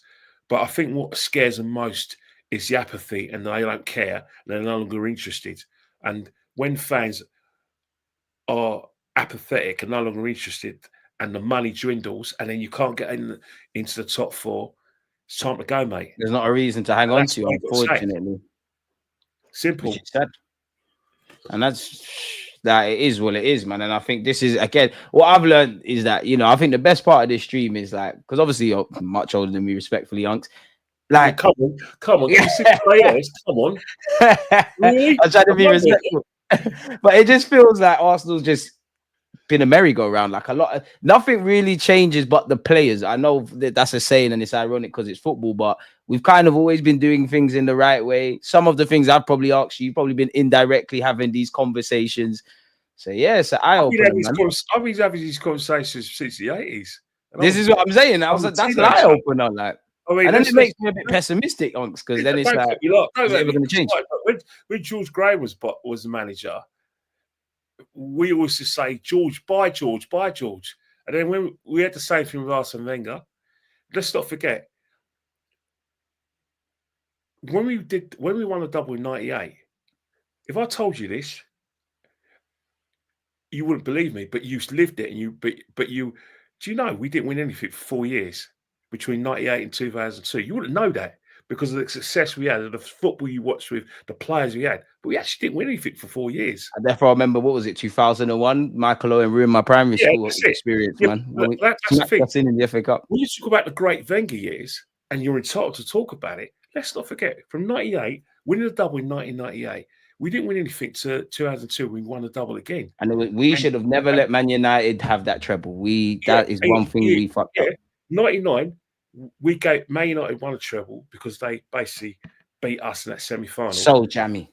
Yeah, even though it's jammy, that gave them the impetus to win the semi-final. Then in 2000 and 2001, we finished 10 points behind Man United. So people forget that. You know what I mean? People actually forget that situation. Because people do talk about us finishing second under Arteta, not to bring it back there as if this is anything new. We've been coming second. And that's why I said at the start, nobody remembers when we finished second under Wenger. And in your case before that, people remember invincibles and doubles and when we won at Anfield and all of these things. What is it? Until we win something, people are going to remember the Arteta years. They are going to see its success. We haven't won anything for the league for 21 years. So the success for a lot of Arteta fans is... We're getting close to Liverpool's length of time, man. We got 89 points last season, and we improved 5 points because we got 84 before. That's their league trophy. If you look at the scenes in May last year, you would have thought we won the league. No, it's not. It's not an insult. It's just a fact. No, that's why I'm laughing, because it's sad. Like it's upsetting as an Arsenal fan. Yeah, but if you don't win any trophies, and you look at Arteta's reign, where are the sort of like mapping points? Because when George Graham, the mapping points was his trophies. As Arsene Wenger, the mapping points was his trophies, which he can use to defend himself. When people like me would go, England, you went 9 years without a trophy if it was toxic at you and I was Wenger out. But he can use that as his currency. Arteta's currency is the FA Cup 5 years ago. And let's not forget, when Liverpool won the league in 2020, we called it the lockdown league. But we didn't call it... Yeah, you can't have it both ways. We said it was a COVID Cup. Yeah, but we didn't call it COVID Cup when we won it, did we? Yeah, that's true. No, you can't have the rough with the smooth. You got if you're going to give it out, you got to take it. For a modern Arsenal fan in this era, and someone who's 100% behind Mikel, this is their success. It's got to be easy doing that, because you know the saying, ignorance is bliss. Like, I just think if you just bury your head in the sand and leverage the fact that Arsenal are second, ain't lost in 15, 2 losses and all that, and you just take everything without context, because the overly positive ones always want to talk about context until you want to talk about the areas of improvement. It must be an easier way of life. It must be.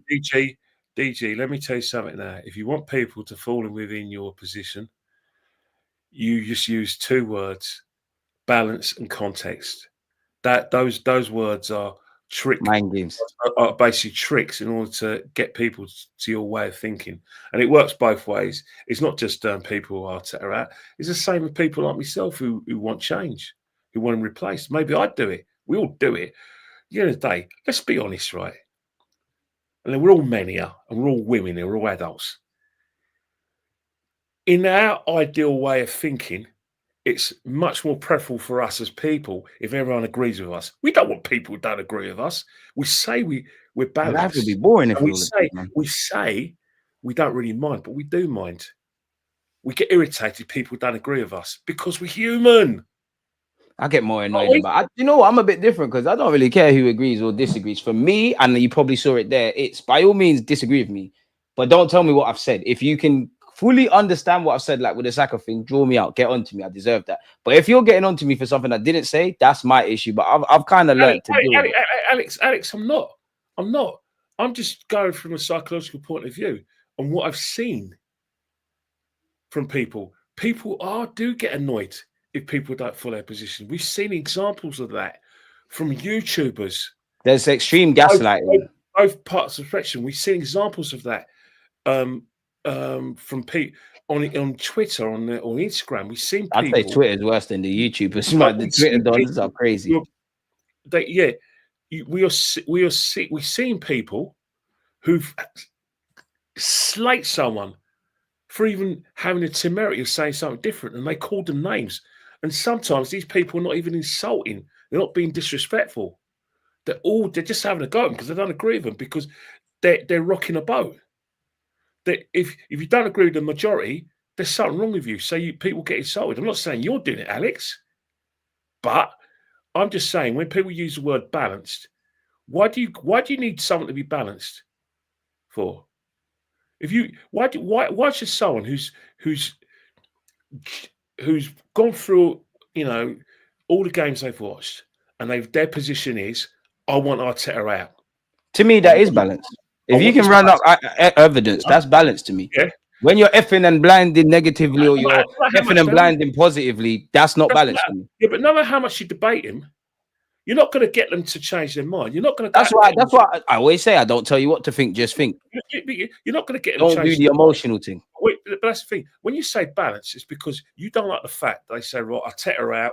This season's been rubbish. I don't give a flying monkeys. I care about Arsenal. If you want Arteta gone, you want him gone. If you want him in, you want him in. It's your business. I'm just taking notes of the chat. When I say balance, right? You be nice, chat, man. No matter how much you want me to be balanced, right? I'm not going to change my mind for being Arteta out. I don't want to. I think you are balanced, Kenny. That's why I have you here. You don't mix your words, but I've heard you throughout the course of this hour or so. Give Arteta some flowers and then ask questions. I don't understand. Why should we be balanced for? Why should we be balanced for? We are balanced. Only when you use the word balance, I'm suspicious of it. The word balance. The reason why I say balance, that's because of the connotations with some dons. The reason why I say the word, I disagree with the word balance, is because you never ask someone to be balanced. You never ask someone to be balanced if they're Arteta in. But when someone's Arteta out, you use the word balance. That's where I've got a problem. And that's why, again, it goes back to what we're saying about vested interest. Balance has to go both ways. By all means, tell me to be balanced. I've never seen anyone be balanced when they've aggressively defending Arteta. This is like what Hooks is saying here. Shout out halftime Hooks. The extent that they've been insulting to people who don't agree with him. That's what I'm saying. I'll be honest. That's the thing. Yeah, I don't like it. I don't like the abuse and being negative. And you know when it gets personal, because I personally think social media makes people too comfortable, and that's something I've dealt with. I'm definitely not the most scariest man in the planet, but it will go left if we are face to face and you take it a bit too far. So, but that's the thing. That's football. It's been like that all the way. But that's where I come from. Like the way I remember my life, don't make nothing come out your mouth unless you want to fight. Like honestly, be that's the respectful. thing. Let me tell you about us football fans, especially wherever we are in The the world. internet, that's their man's playground. But where we are in the world, football fans ain't rugby fans. We're not rugby fans. Definitely, look, them lot are cricket fans. shaky with some of the stuff We they don't, do. we don't sit next to each other when we support different sides. We don't drink. We you know, I mean, we're not Everton and allowed. Liverpool fans do. I'm trying to round Football them up. rugby fans, they're allowed to drink out of pint glasses. We're not allowed to have glasses at football. At football fans, we love it. We are partisan people, even within our own support, rather than against other teams. That's how we are. We're You can't passionate. buy anyone, Alex. You're on YouTube, We swear. You know, like I said, 1 minute we love our players, and 1 minute we hate our players. You know what? I love it because that's the beauty of our game. That's who we are as football fans. We are people we're not normally like in real life. In real life, so can you imagine the way? Can you imagine me behaving in real life how I behave for 90 minutes? You'll put me in a padded cell. But that's the beauty of football. You see a lot of people. You see a lot. I've seen you lot on your wash-alongs. I've seen you lot on your Twitter bios. You're not balanced during the game. You're slagging off the players for making mistakes. I can't lie. You can't include me with that. You can see in the watch-alongs, I don't do the most. Shout out Curtis, but you don't see me doing the donkey thing and all that foolishness. You're kicking your chairs. You're saying that it's over. We're not going to win. The Harry kicking his chair. I wouldn't call that crap. And then afterwards, when we win, you calm down a bit. But for that 90 minutes, that's who we are. Because it's the one constant in our life, man. Certain people will cheat on their misses and never consider the thought, rightly so, about changing football. You know what I say? You know what I say? Bring it on. Bring it on. I'm like the chat has been fantastic, by the way. I love some of them are mad in the chat still. Mods, the reason why I like the chat is that not all of them agree with me, but I love participation. I love the passion you lot are giving. I love your participation, and that's why I acknowledge your comments because we need to have some sort of participation. You can't, like I said, you can't go. For me from Hooks as well. Yeah, halftime Hooks. I've done podcasts with him. I love his takes. I don't agree with him. He don't agree with me. But I love. Don't let Hooks gas you, man. He's whoever's on the platform. Oh, man. I've been on shows with Hooks a couple of times, man. Yeah, he's top goon. He's as top gooner as they are, or man. That's great. That's brilliant. As long as he doesn't tell me to be balanced, we're okay. No, he just goes, oh, by the way, I want to say this. Like he's a posh one, man. But he's my guy still. He's cool, man. Yeah, I know. But that, you know what? That's how we are. You got to have a situation. It's a family at the end of the day. We all want the best for our club, which is to win trophies. The only thing that is factual in football is the result. The performance. Your interpretation of performances are because you win playing badly sometimes and you lose playing amazing. There could be a Sterling fan out there on Saturday can say, you know what? He catches his position. He's staying on the pitch for 60 minutes. That's good.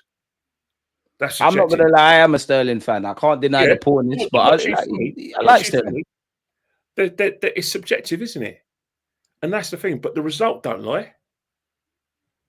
But your interpretation of the result is all our opinions. You see what you want to see in it. There's unconscious and conscious biases. There's confirmation bias. Like, for instance, you might say Arteta shit. I think Arteta shit. We find each other. We think the same way. We're onto it. But this is why I have different opinions. I get the more positive dons. I get the more negative. I get the balanced, even though you're going to get onto me. I like it. I like to see everybody's thoughts, man. You know why? Because I've seen this word balance being bandied about a lot of times, and I've only seen it go in one direction. I'm claiming the word back on Arsenal YouTube or football YouTube. You know what it was. You know when we had when YouTube was at its hottest, and it was red hot, super pepper hot. Between like 2014, and that coincided with Arsene Wenger's decline, where people. It started as an undercurrent, became an underground movement, and then it went straight to the mainstream. And a lot of people like myself who were against Arsene Wenger the words we used were context and balance.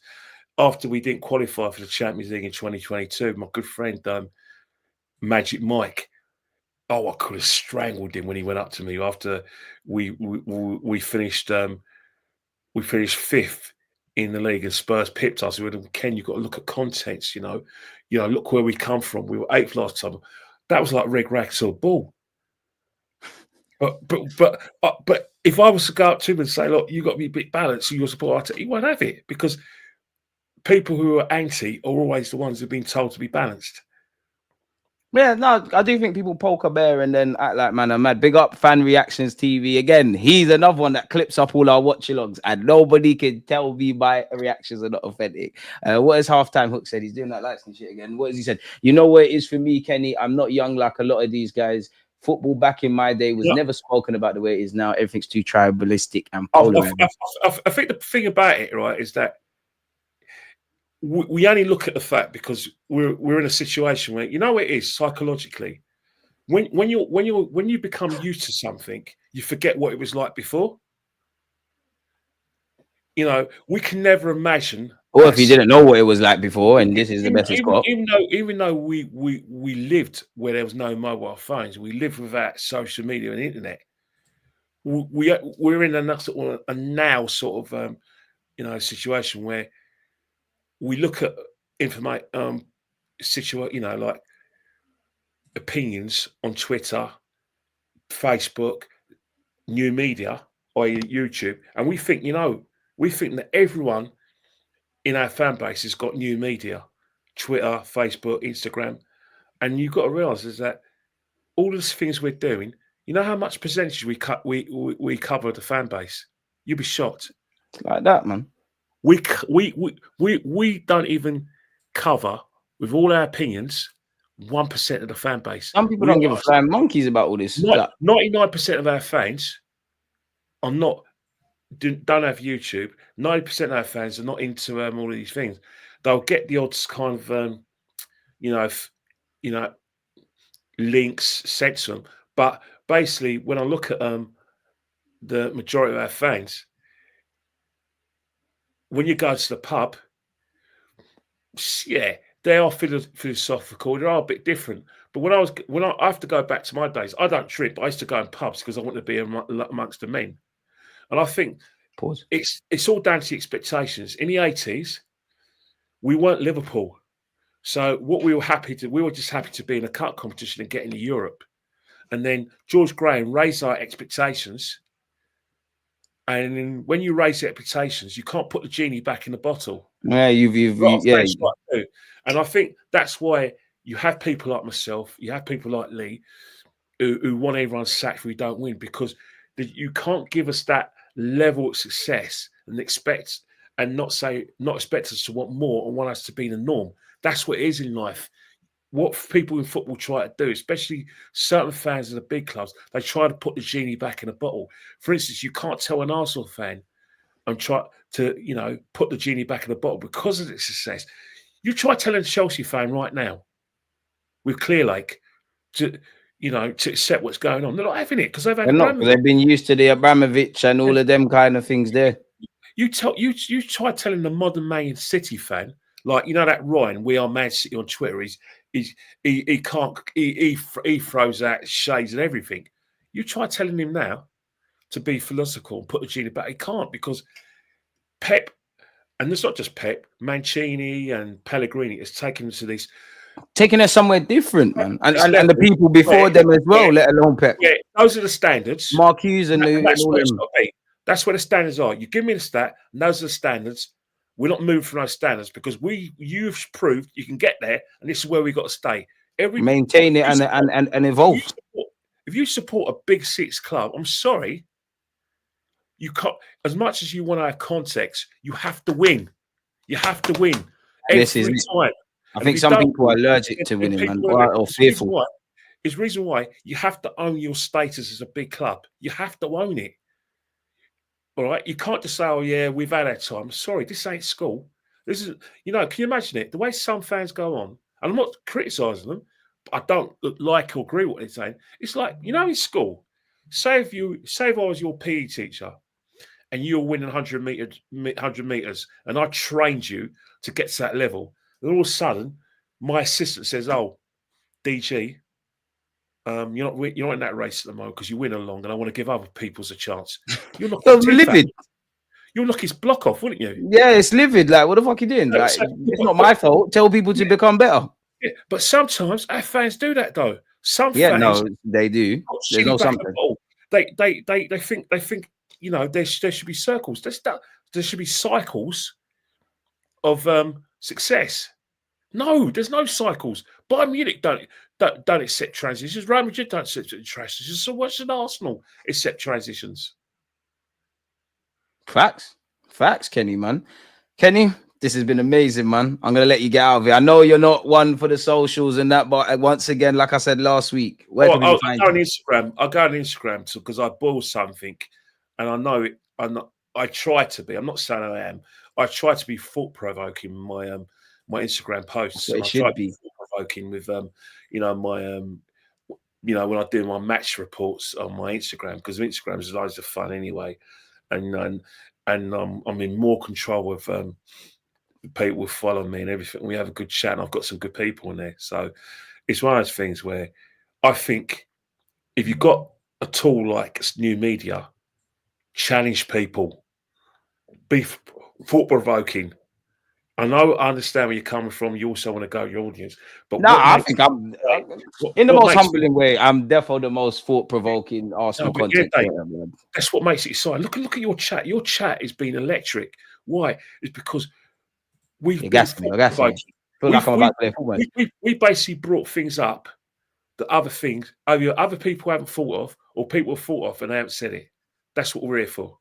That's what we're here for, man. At the end of the day, I care about my football club, man. I didn't come in. I don't know about anyone else, but I came into this industry literally, not even industry. I just started making YouTube videos about my football club, and we've ended up here. I know there's probably some now, and I guess it's not wrong. They're looking at it as, you know, whether you support Arsenal, whatever flipping football club you support, I do so well. I get certain about traction. It might open up doors for me, like. So it is what it is, man. But Kenny didn't actually say the Instagram they can find you though. You said Instagram. All right. The username. It's Kenny Ken 1972, which is my age, hence the grey hairs. You know what I mean? No, there's not that many, man. Well, you don't know. You've seen me in person. I must have got the afro come out and started. I don't use hair dye, but if you know any good hair dye for afro hair, just send it my way, mate. He looks like a bodyguard in person, people, man. You don't want to piss off Kenny, man. Like, I don't know. I've had well, when I was a kid, and they said I look like Graf Crooks. When I was in my teens, they said I look like Frank Bruno, and now they say I look like Kimber Slice.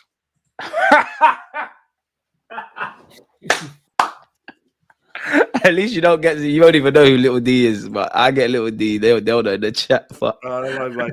I've got Golf Crooks, Frank Bruno, now Kimbo Slice. Before I let you get out of it, Hooks is saying, what's the best way to reach you, Kenny? He likes you. Yeah, it's that Kenny Ken 1972. Man. Or if it's cool with you, I'll pass your number to Hooks if it's calm. Yeah, good, mate. Definitely. All right. I'll speak to you guys soon. Hooks, next week, man. I'll speak to you soon. All right. Come on, man. Bless. See you later.